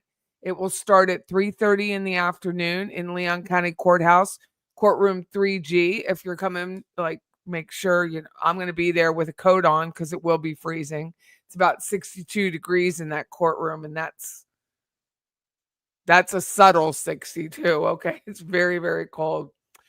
Donna will be shackled and handcuffed and in her jail garb. She will not be in street clothes. So we will see if she says anything. My bet is she does speak on her own behalf. The defense is entitled to put witnesses on the stand to assist in this sham of whatever they do to try and lower her time for counts 2 and 3. We'll see if they even bother. Thank you guys for watching with me. Thank you all for participating in the chat. It means a lot to me. Thank you so much. Take care, everyone. Bye-bye.